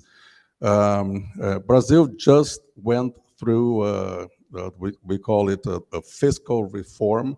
So there's a new fiscal legislation. And unfortunately, I'm very skeptical about it because it took us a long time to decentralize the budget to the local. That was done in many decades, and they just did the opposite now. It's again so centralized at the federal level, which I think is a mistake. And in situations like we are seeing now in Rio Grande do Sul with all the floods, and so now the state and local cities, they rely on federal funding, and people are starving. They lost their homes, and so it's not possible that you go through all the formalities, just regular formalities. You need the funding to be there as soon as possible. So there's quite an interesting discussion right now about this problem. Thank you very, very much to our panelists here. I think we have 5 minutes left for any questions from the floor. So I would like to give that opportunity if there are any questions, and then we will come to concluding our session here. Any questions to any panelist here on the floor? Right. So you are all very, very happy with this panel, I take it. Or hungry. No, there is, please, yes. There is a microphone, yeah, please.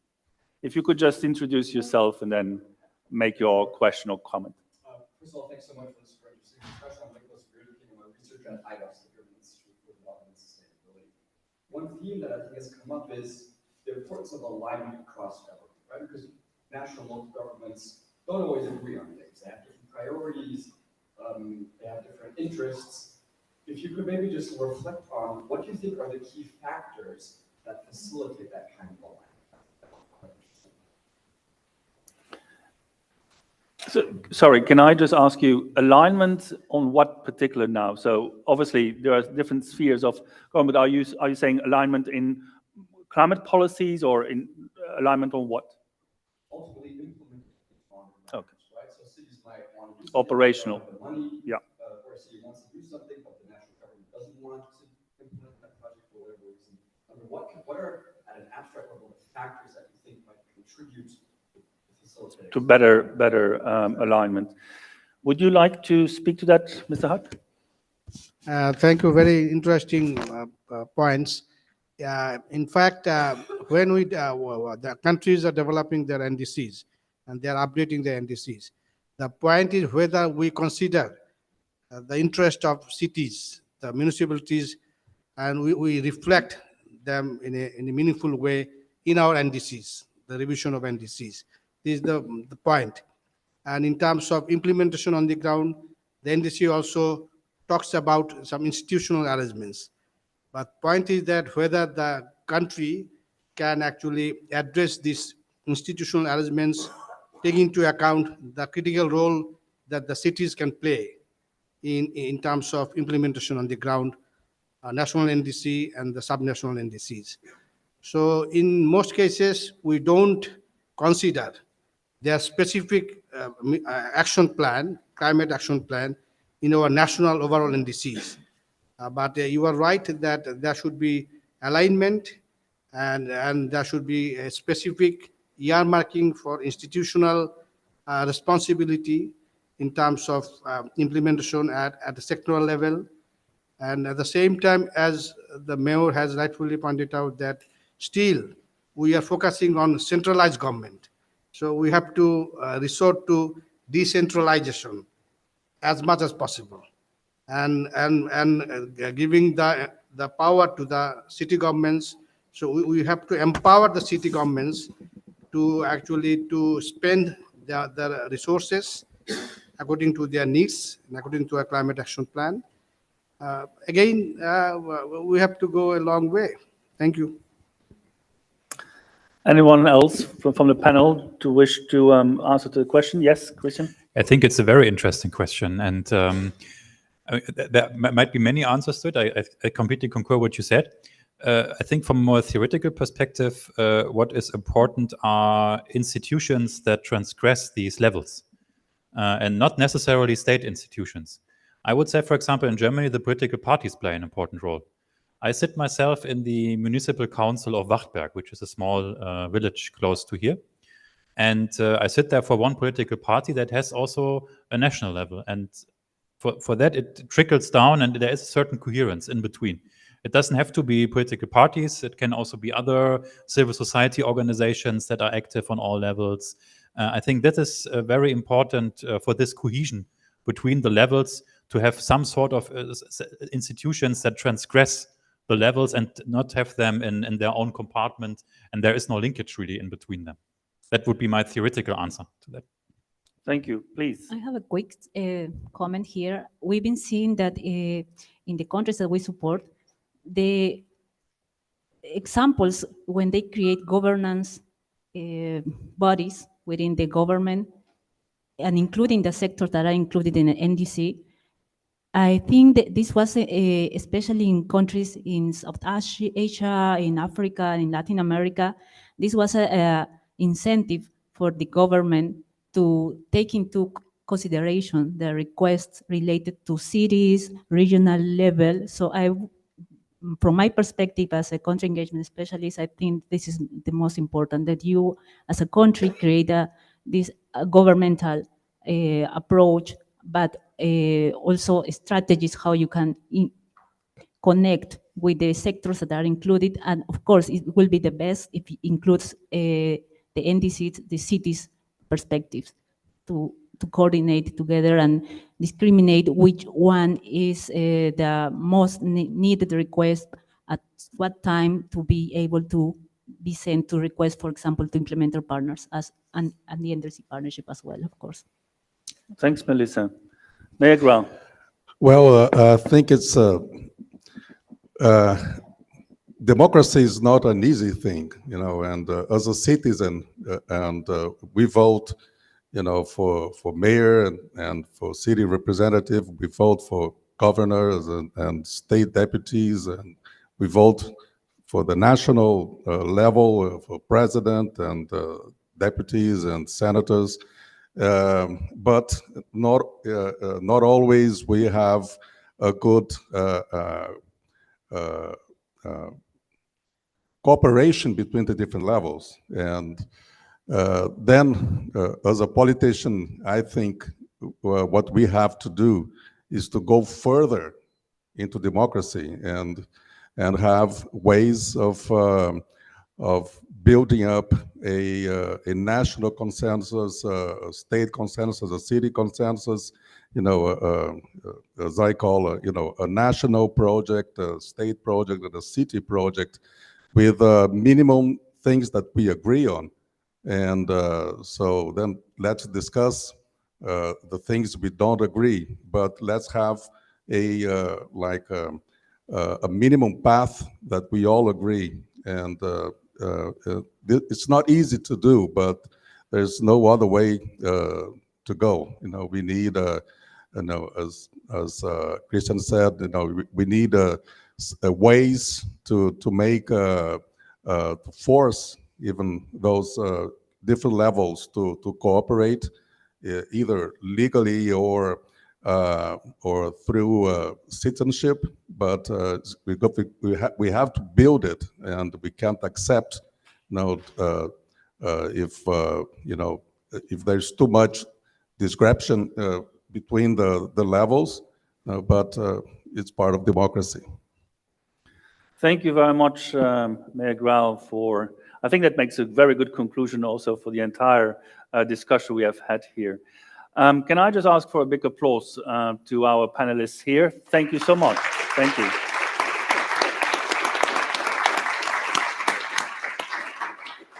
And so I would like to ask my colleague Yunus Arikan, who is Director for Global Advocacy at ICLEI, to come and join us here, Yunus, to give some words and plans of the rest of the day here. So if you wish, you can take the seat here. Oh, it's okay.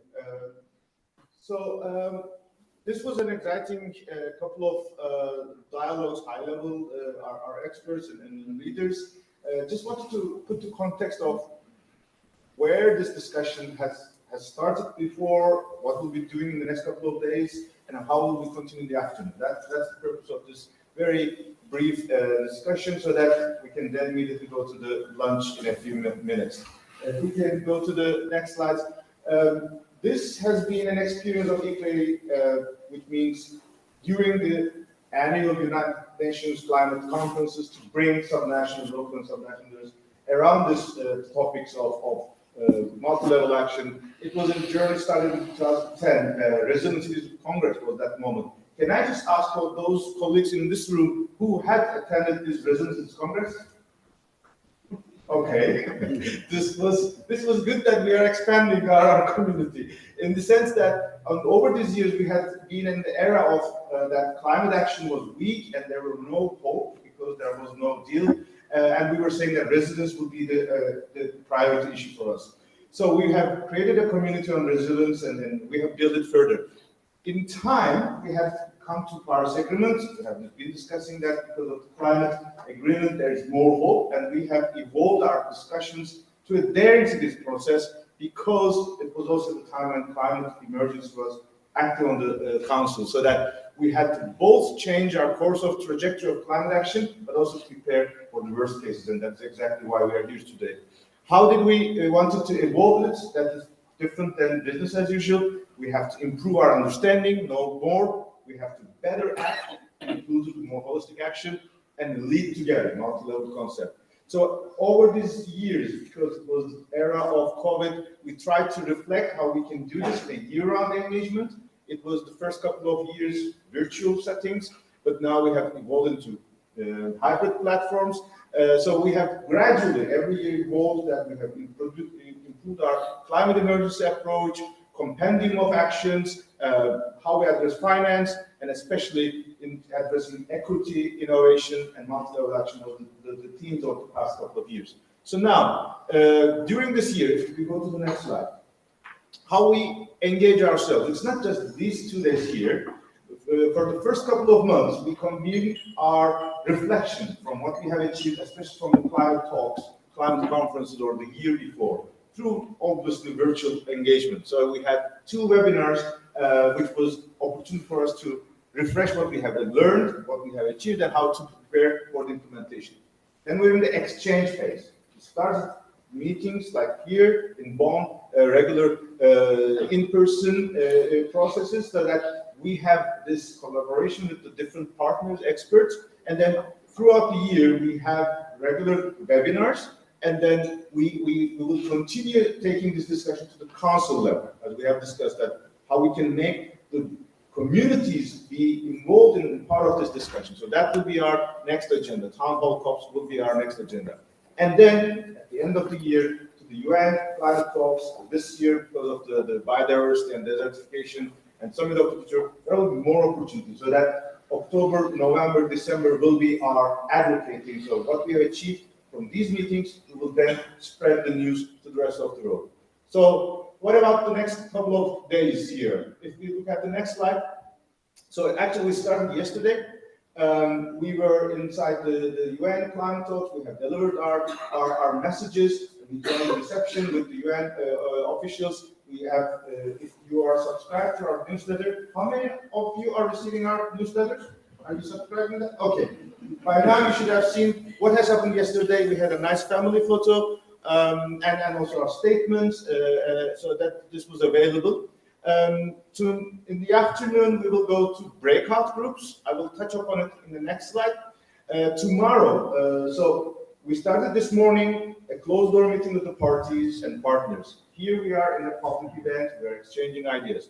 Tomorrow we will be inside the UNFCCC. We will talk to the negotiators because colleagues like Ziaul Haq are really generously sparing their time and joining us, but most of the time they're inside the UN space. So we have to be there, we have to talk to them. We have special meetings there with a high-level champion. We have a special partner, United Nations University, who is hosting both an opportunity for us to interact with the co-chairs, but also a specific topic on urban loss and damage, which was a hot topic here. We will continue to talk with them later on tomorrow as well. Next slide. While their cities will be closing, most of our guests will be going out back to their homes.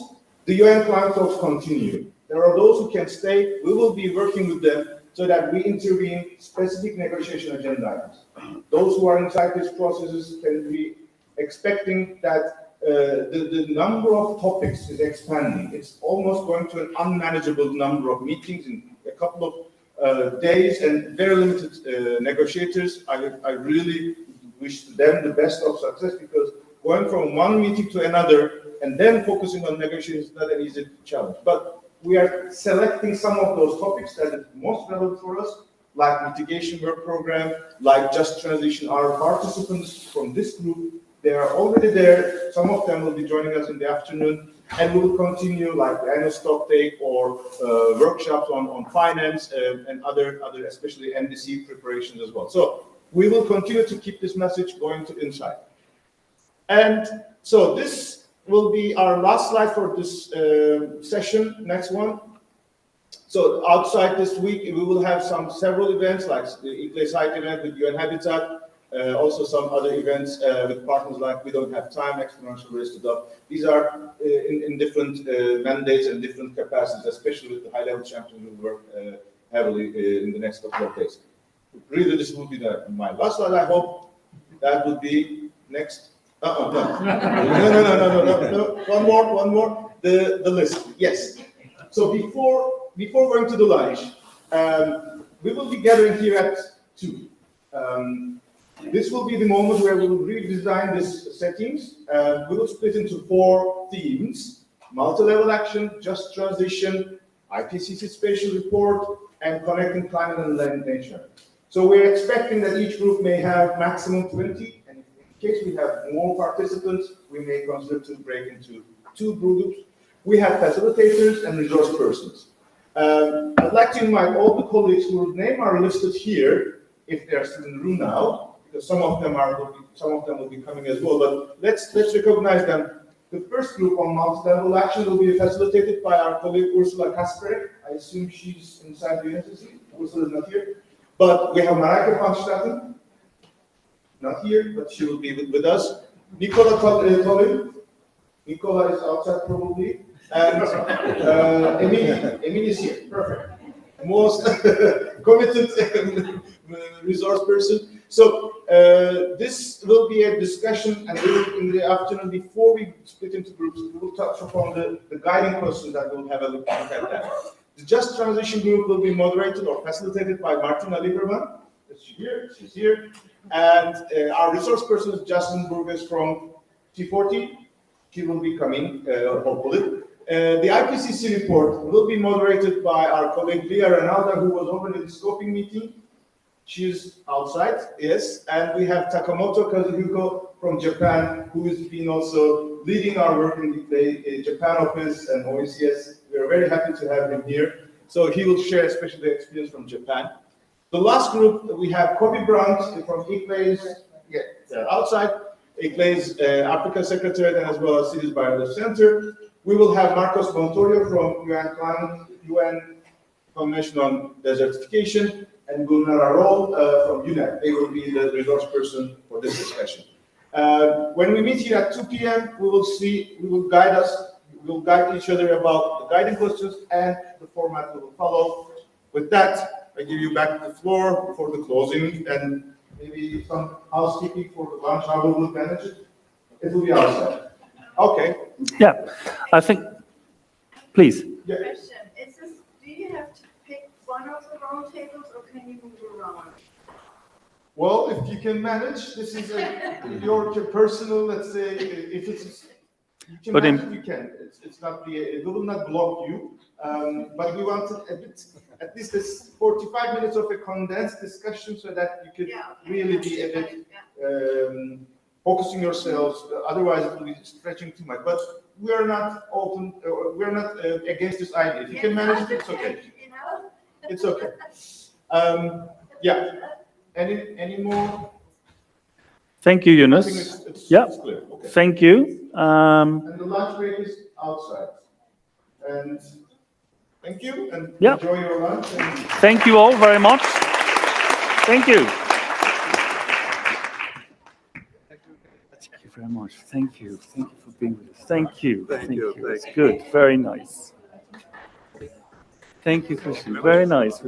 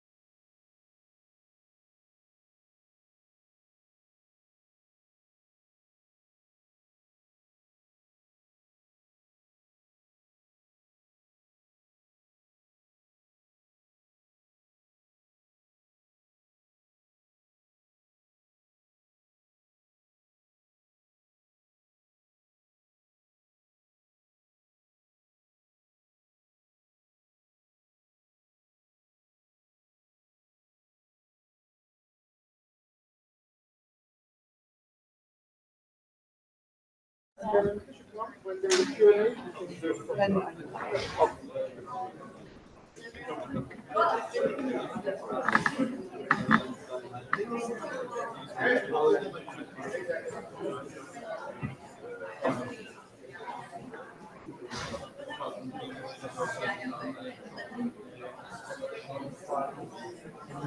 Okay, so let's start to follow the order of the numbers of the groups.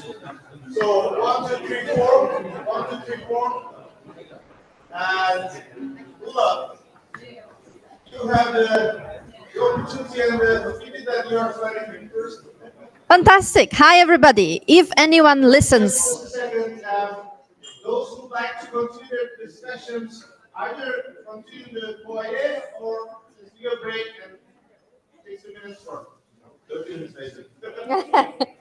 Okay. Can we pay attention to Ula for the outcome of the multi-level group? Yeah.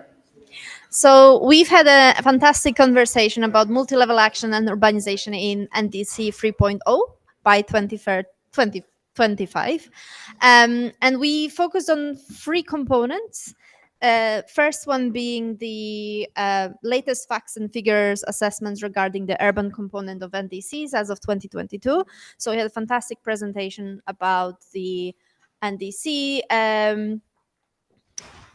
the analysis that was done by Nicola and the team on UN Habitat to really get understanding of how does NDC look like at the moment, and what can we improve, I guess, in the future.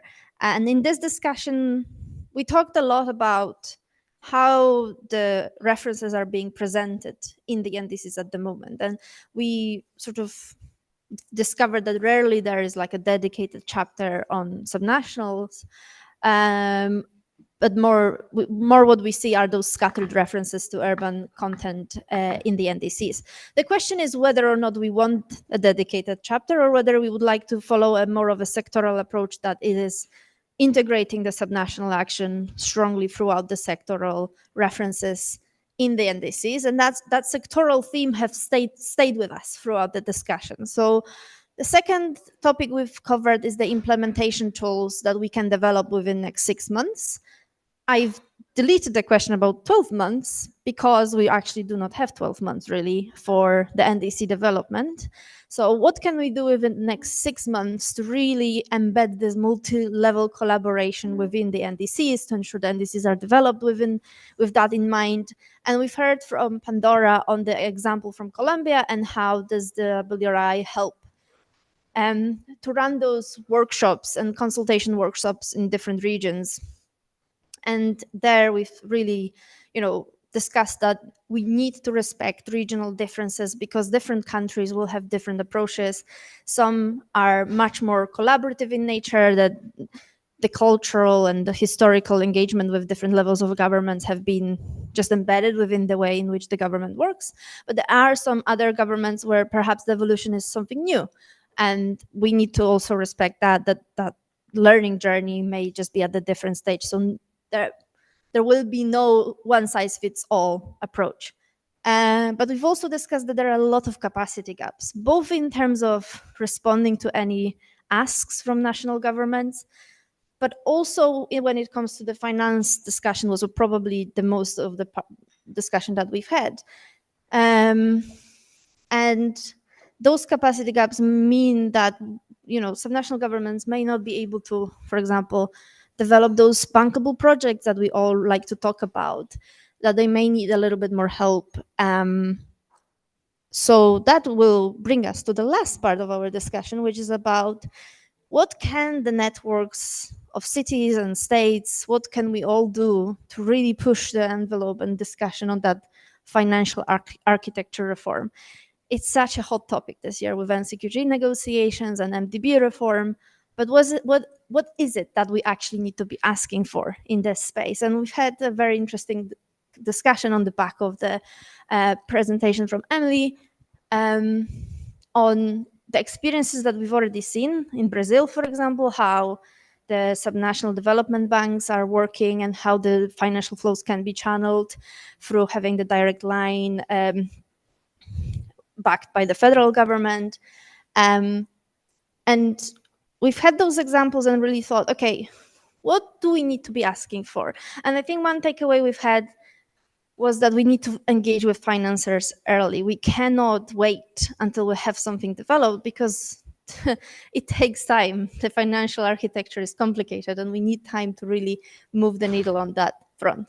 We've also discussed about the role of national governments as an intermediary, as an enabler to first make an ask to MDBs to be like, okay, we may need your help. We may need your help in channeling that finance to the subnational governments. And that's really what the CHAMP endorsers should be doing within their, promise made to CHAMP.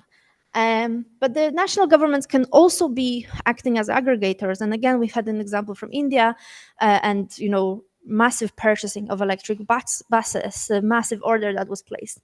That aggregation of demand for the vehicles really helped to create that demand and move the action.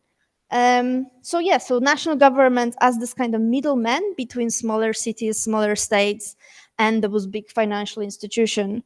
What we also discussed was improving the MDB in-country programs, which exist but often don't really include the local actors. So that could be another ask. And then again, going back to the sectoral approaches, a lot of sectoral approaches could be really well developed when it comes to the sort of vertical integration. And that could be one case study of the good practice that we can be using to discuss with other countries, but also help us to mobilize finance within those sectors, within those, water sector or building sector, to really channel the action within the sectoral context. And I'm just going to close with the discussion we had around the integration at both vertical level, but also horizontal level. We have really recognized the fact that in the national context, different ministries don't often speak with each other, and that can cause a lot of challenges when it comes to working with states and regions.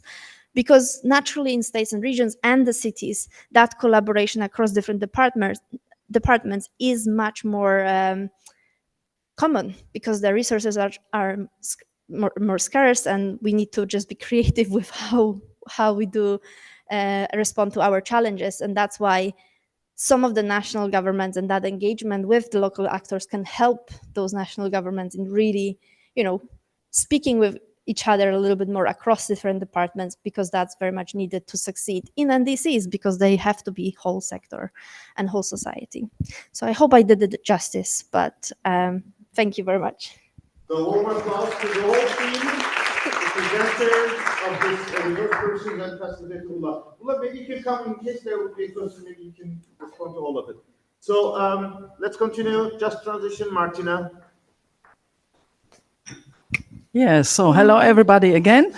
I'm happy to present our lively discussions outcome on just transition. So we have collected 3 guiding questions, and before I go into detail there, I would like to make a general statement. The general statement came out of the group in the middle of the discussion saying, okay, just transition is quite complex. And it can also deal on different levels. For example, when there is the topic of energy transition, that's quite a huge and nationally determined topic. So what is then the role of a city in that? That's totally different. And that comes often like any other crisis which might happen with a boom and can't be prepared in this respect so much. And the other level is when you have a process, you have a planned process in transforming in a topic in let's say infrastructure project, dealing with the development on city level, then it's a totally different system and topic. So our discussion was reflecting these different levels as well. And the first question we dived deeper in: what might be mechanism or approaches for cities or regional entities to hopefully quickly deal with creating green jobs, talking about nature-based solutions or social inclusion. Actually, we discussed mainly green job creation and social inclusion. That very well was interlinked many times. We said it's very important for a municipality to have all the inhabitants included. That's also not rocket science. We are talking about this since long, but this is still very relevant. So it has to be translated, it has to be put into programs to have all the inhabitants included and explain to them what kind of projects are being implemented in which way. And most importantly, to have the social inclusion aspect always in it. So it's not just a technical thing, but it's about social inclusion. So one of our members here in the group then reflected more specifically on the youth and said, and specifically the youth and the young people have to be educated better in just transition procedures or topics.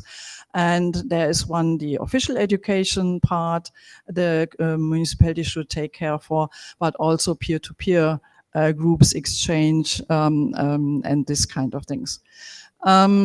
So we talked about job creation, that there the local people also need to be involved, and technical mechanism for social inclusion have to be in place.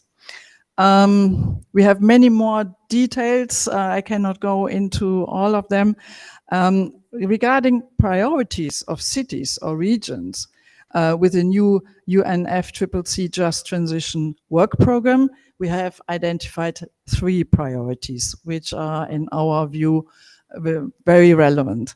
Of course, financing is a very important topic. And we talked about, climate financing has to include also different criteria, ideally. So just a transition criteria. So that is a very important topic. And still, what we heard also this morning, access to finance, access to climate finance is still not that easy, specifically when it becomes on grant basis for cities.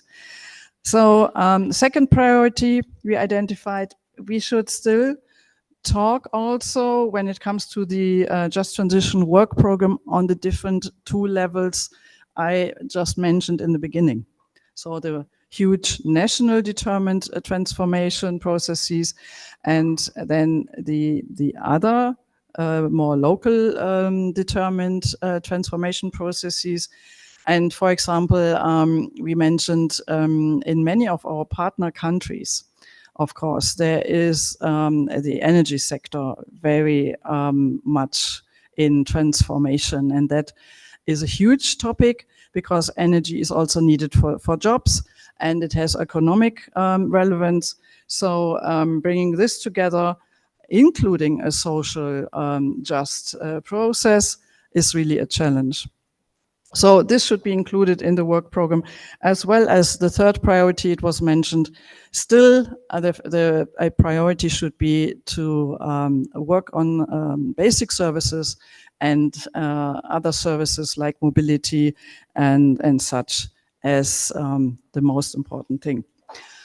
Yeah, the third question was quite difficult again. That was the question which was raised in the morning. What type of multi-level collaboration should be proposed in the new national climate plans? And there we are again, what to do to improve the interlinkage between the different levels. We have seen there a crucial role again, of course, for city networks in advocating and giving cities a bigger voice, even when it comes to national level. And one very important point was also when we talk about financing, it's crucial to have a good monitoring and evaluation process in place so that the money really ends up there where it was supposed to go to. And that municipalities still have a big role in bringing the different stakeholders together from local level, but even up to the national level, and to bring the voice up. So that was my kind of summary. I hope I didn't forget any important thing. Thanks for the group discussion again. Thank you.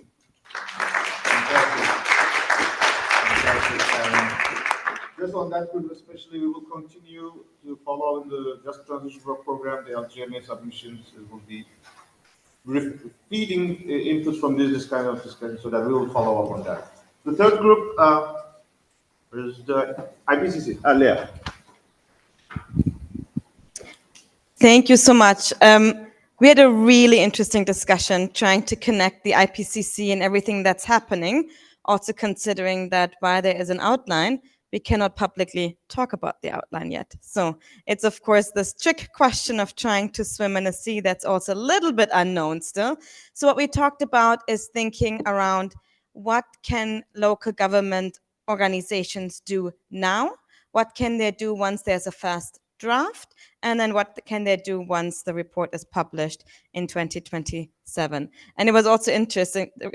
I think somebody said, it's not enough time to get enough literature ready.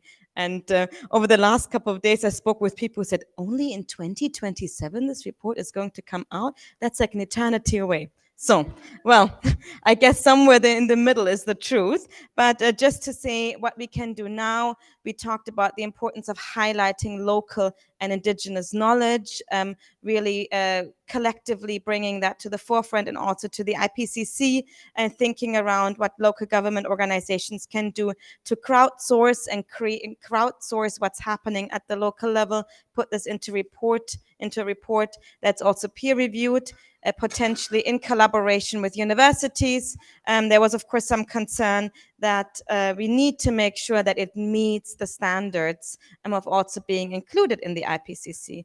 And the peer review process, we're all aware that the IPCC prefers peer-reviewed literature, academically peer-reviewed literature. So how can we either work with universities and research organizations to make sure that it meets that standard? Or alternatively, how can we create a peer review process that's solid and also meets these standards that need to be met? And then we also talked about the role of local government organizations to specifically work in areas where there's maybe not enough knowledge, in regions where there's not enough knowledge. There might be some regionalization in the IPCC, so there will also then be, of course, questions on literature that might or might not exist for these regions. So thinking around how there's some areas of the world where we have more research and more knowledge, and there's others where we might not have more knowledge. We also know that there is definitely a little bit of a, if we look at past IPCC reports, often research from universities from Europe and Northern America is where are the most cited. How can we make sure that we collectively fill the gaps in parts and areas where there's not enough research? And what's the role that local government organizations can play there? Then we talked about the stage where we have a first draft, which can then be reviewed. We also know that the 1.5 special report got 42,000 comments. So what can we do? I mean, then these authors need to work through 42,000 comments. And what can we do as local government organizations, on the one hand, to ensure that it's not only the same usual suspects reviewing a report? Could we potentially organize some working groups or some discussion roundtables where we think about bringing together people, experts, city officials, potentially research organizations, to come together, review the entire report or chapters of the report, and then discuss the report in a bit more detail to ensure it also has some different voices. Not everybody might be aware that there is now a report that can be reviewed, so we can collectively discuss this either at a global level or at a national or regional level, also thinking around if there's some regionalization, of course. And then potentially also submit reviews as a working group, as a consolidated working group, saying, look, we've discussed with 100 people, 100 experts, here are our collective comments, maybe to also ensure that they have some gravitas to it.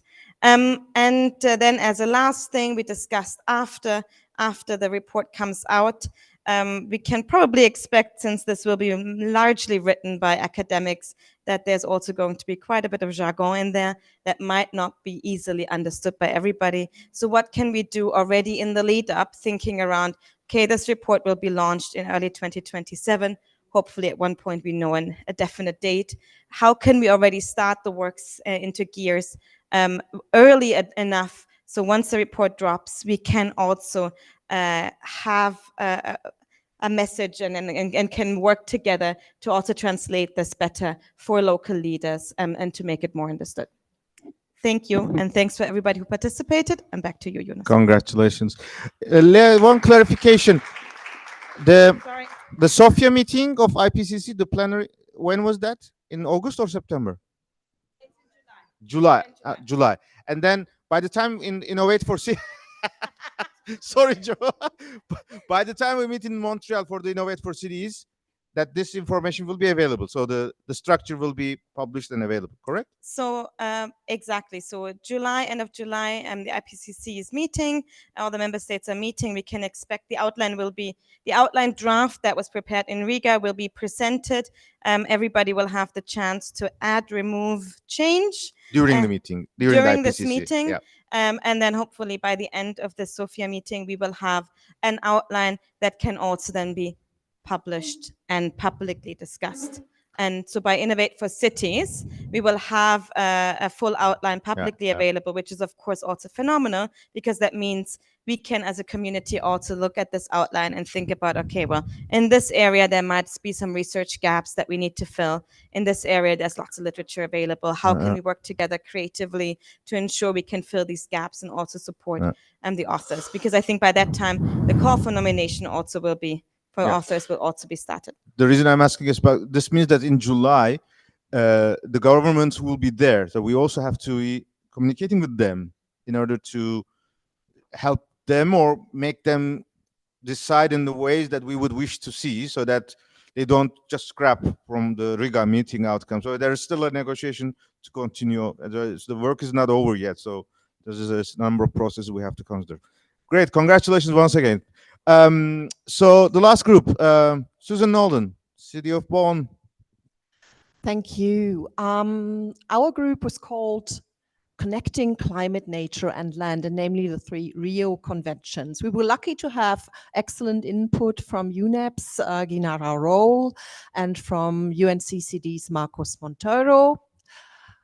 Actually, UNEP alerted us of the major challenges meeting in cities, but also promising potential synergies and a role change in global agendas for the cities, reflecting the increasing relevance and importance of cities as key players. The challenge, of course, is coordinating in a vertical way and enabling a just transition. From the UNCCD perspective, as cities cover very few ground, but consume enormous resources, their influence can also be used positively on land. The important factor is urban-rural interlinkage, leading also to migration. The first stage of migration is always rural people moving to the cities. And after that, they might migrate further. In the practices for sustainable land use, elements from climate and nature should be incorporated. And this is also incorporated in the program of the next UNCCD COP. Thematic days pick up this interlinkage in every COP, and that is also the case in the COPs on biodiversity and on climate, actually. And this year we're in a super year. We have 3 COPs coming up in the fall. We have one World Urban Forum coming up shortly after. So this is also a momentum. Either of these COPs picks up the other items already. But how can this become better? We started on the local level, asking around in our very diverse groups, what can we do? We did not only have representatives of the topics climate, land and nature in the group, but also we were able to grab some expertise on gender, on housing and planning, on economy. We were having representatives doing consulting, education, active in governance and governments and research and of networks, of course. So very concrete action to combine this, of course, no wonder planting trees.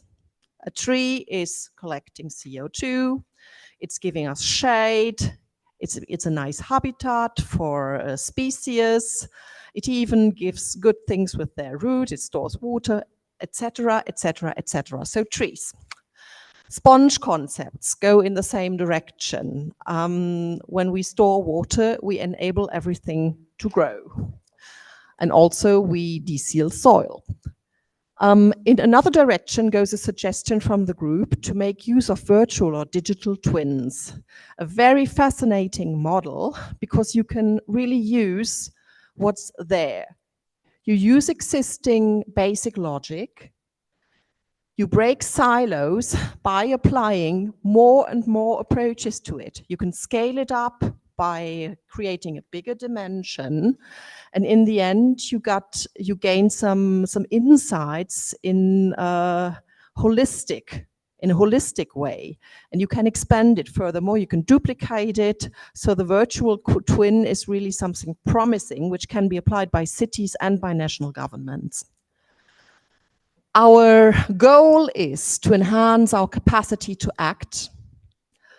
And what do we need for that? We need flexibility. We need flexible instruments we can use, flexible tools we can use. GIZ introduced one of these tools, which can be expanded and scaled up with other approaches as well.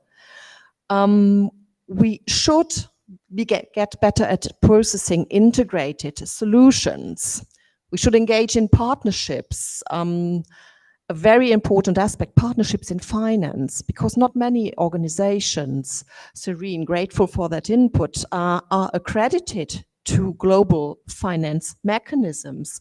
So why don't we partner up with those organizations to have a better access into finance?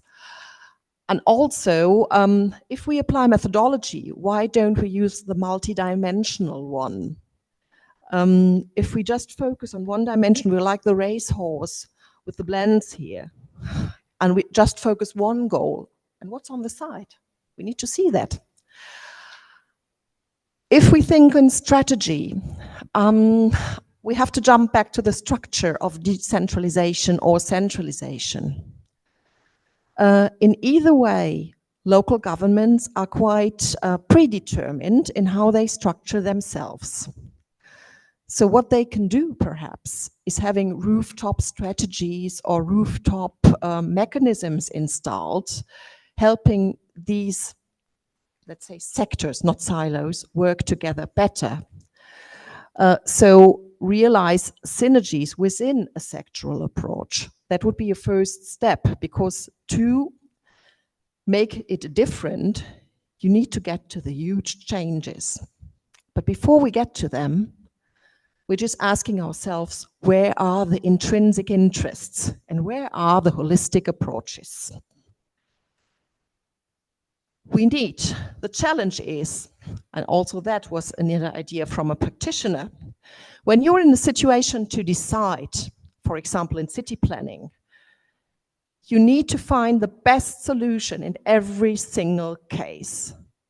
The decision needs to be balanced, it needs to be well-informed, it needs to be inclusive, and financially and operationally manageable. And we think of future generations when making this decision. That's a huge challenge. We wish to break silos and connect the sectors and levels. Will the summit of the future perhaps deliver in terms of holistic regulations and frameworks? We need to establish systemic changes. We need to learn from each other, work together. Cities can even spearhead that. We need to learn from our mistakes. We need to consider our concerns. Is the investment narrative of the NDCs maybe blocking climate adaptation or the resilience road? Is it influencing climate justice when we only think of investment when thinking NDCs? Do we have other ideas to advance the togetherness, the synergies? Can we think of climate champions as a role model for other conventions? In brackets, the CBD already has a party-decided action plan for subnational action.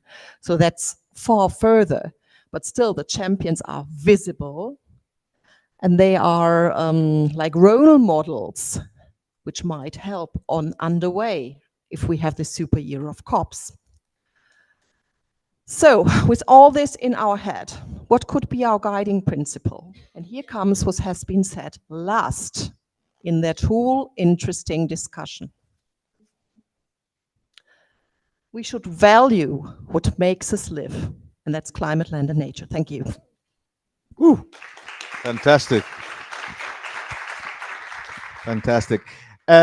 We have 10 more minutes. We will focus on our next steps, but before going into that one, is there any burning point that you disagree, or is there any point that you really believe that shouldn't be forgotten that we just take note of? Because you cannot, of course, comment all these things what you heard, but Chandra. It only came up here in the last group, but I think there was an interesting point, this Summit of the Future.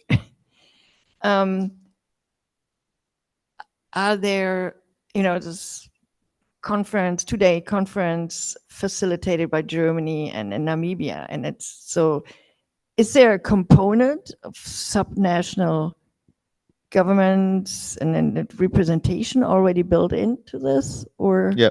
Yeah. So no, but it's mainly our engagement is coordinated with UCLG, so we are the global task force, but it is not an impressive process. Let's be realistic. There is some opportunities, but it is a good effort, but we should be realistic in terms of the expectation. There is a nice recognition about a future process to be kicked off. Okay, and we can continue on that, Sandra. We can build up because things are shaping. The role of the ambassador of Germany and Namibia is mainly drafting of the text, and they will continue, but the event will be organized by the UN Secretary General and the UN General Assembly. Okay, thank you. So just so let's remember today's event was our intelligence gathering. So tomorrow, let's remember the chart we have for the Bonn Dialogues, so that we don't forget our agenda for tomorrow. Yes, tomorrow we will have a daily briefing, especially internal members of the constituency. We will discuss our strategy. We will just mention it slightly. The room is still to be decided. We want to have it at the UNFCCC. But no webcasts, unfortunately. At 1 p.m., there will be this biggest event that we have been discussing. The UNFCCC negotiators will talk about multi-level dialogue, and we are supporting as LGMA. You will see our mayors who are speaking here. They will be there. Kobe will be moderating. So that's an agenda setting inside the UNFCCC. In the afternoon at 3:30, we are expecting around 20 or so to have a dialogue with the co-chairs of the mitigation work program who had discussed cities, buildings, and urban environment with the parties. There were not too much opportunities for us. One or two voices were there. So the people here can really share what they can provide as an input to the co-chairs. And at 4:45, we will have an interesting discussion on urban loss and damage at the UNU hosted event in the Langer organ, the tall building. For all these events, you have to have UNFCCC accreditation. If not, just alert us, but there are limits of how we can move forward on that. Those not visible here, for example, on the Friday, Mayor of Bonn will speak about the climate, land, nature discussions again. So there will be more opportunities to come. What to expect in the next couple of months in our virtual forum. Let's go into that slide. This is a process that is the partners of the daring cities have been discussing with their regional offices, with their partners. So every week we will have one event. These are all virtual addressing one of the topics that we have been discussing here, to dig deeper from small island states to just transition, from climate neutrality to waste and resilience.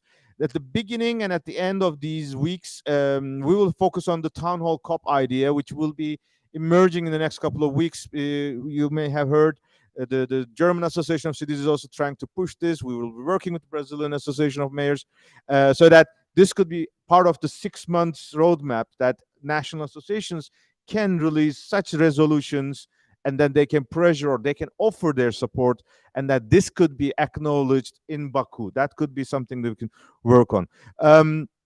So these are our virtual agendas.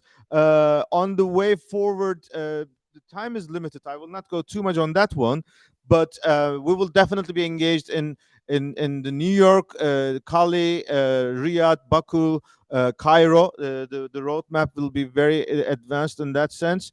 And what we'd like to show one slide is that we are currently drafting our position. This text, that one more, yeah. We benefited from this practice at beginning of the COP. We release our position about what we are seeing, what we are thinking, what we'd like to see changing. This year it will be focusing on a number of issues. 10 agenda items is being discussed. It is currently discussed among the LGMA partners, so that by around end of June, we would be thinking of it as being up for comment, and by the end of July, summer, we will be consolidating. By the Summit of the Future, we will consolidate and we will make it finalized, so that when we go to Baku or when we go to Cali, we are much more clear about how we are addressing these kinds of issues, these topics in the climate negotiations. Obviously, this will also feed our roadmap towards Belém as well. I think this was more or less our updates and informations for all of you. What I would recommend is that please, if you haven't done so, subscribe yourself to the newsletter of the Daring Cities. It's really keeping you fresh. Even from here today and tomorrow, you will receive new coverage of today, what has happened, tomorrow agendas. This is also a moment where you can receive the links to the virtual forums that you have seen, so that you can join. We will have monthly webinars of the LGMA to keep us connected. And obviously, in physical participation, we will be seeking for an opportunity for a multi-level action and urbanization pavilion. That's the legacy that we have been building on. In Baku, we will see how Cali will shape this, but there will be a summit of the local and subnationals as well. Riyadh, we will see how we will contribute in that, so that it will also build up. And the outcome from these meetings and these virtual forums will hopefully find its way there. And as usual, we will summarize our annual engagement through a report, so that you will receive it as a consolidated result. With this, I would like to have our last slide, which is our appreciation to our partners with their logos, but not just the logos. These logos are, of course, institutional, but there are people behind that. So in that regard, I would first like to acknowledge the host of this venue, not just physical host, but throughout the year have been a fantastic partner. So I'd like to encourage Leonard and Felix to stand up, and big applause to you on behalf of GIZ. Your logos are not here, but you are one of the best supporting institutions. We are very happy. Since last year, we are advancing our collaboration between ICTA and GIZ with a strategic partnership. So we are seeing the fruits, how this is helping us. The second, of course, a big partner is financially, but also politically, the German Minister of International Cooperation, so Heike. But here on her behalf, we also would like to express our thanks to Sebastian, who has been really leading us. So a warm thanks to you. Maybe you want to stand up on behalf of VMZ and Sebastian. Sebastian had things to follow at home, and we wish him the best of success in her family. But Sebastian was really helpful for us. Of course, City of Bonn is our host in every sense, as the city that we are living, and we are welcoming all of you. Susan Nolden, you have seen her so many times here. We are so happy to have her. Stefan Wagner, I'm not sure where is he. Probably he's busy. Of course, he has a lot of things to cover. Last but not the least, the fantastic people that you are seeing here. Joe, I would like you to address your colleagues in the whole fantastic events, comms, and team of ICLE. Please, the floor is yours. So please stand up, stand up.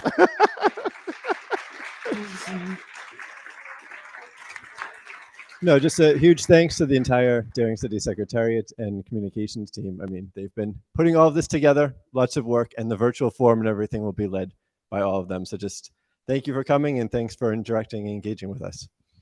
Thank you. So a big applause to all of us. Time to relax, time to be really comfortably proving that Daring Cities is created its niche and it's created its value. And especially when we're thinking about, as you heard from the mayor of Bonn, the next years will be very important. So this place will always be, as she said, the pit stop for us. We hope that we will have more resources to make sure this opportunity is really valuable and producing results. With this in mind, let's hope that we will see each other more virtually or in person. And please convey this momentum spirit from the Daring Cities to wherever you go so that we can bring the results next year back to Bonn and go forward. Thank you and have a nice day back home, also to safe flights and safe journeys. Okay, thank you.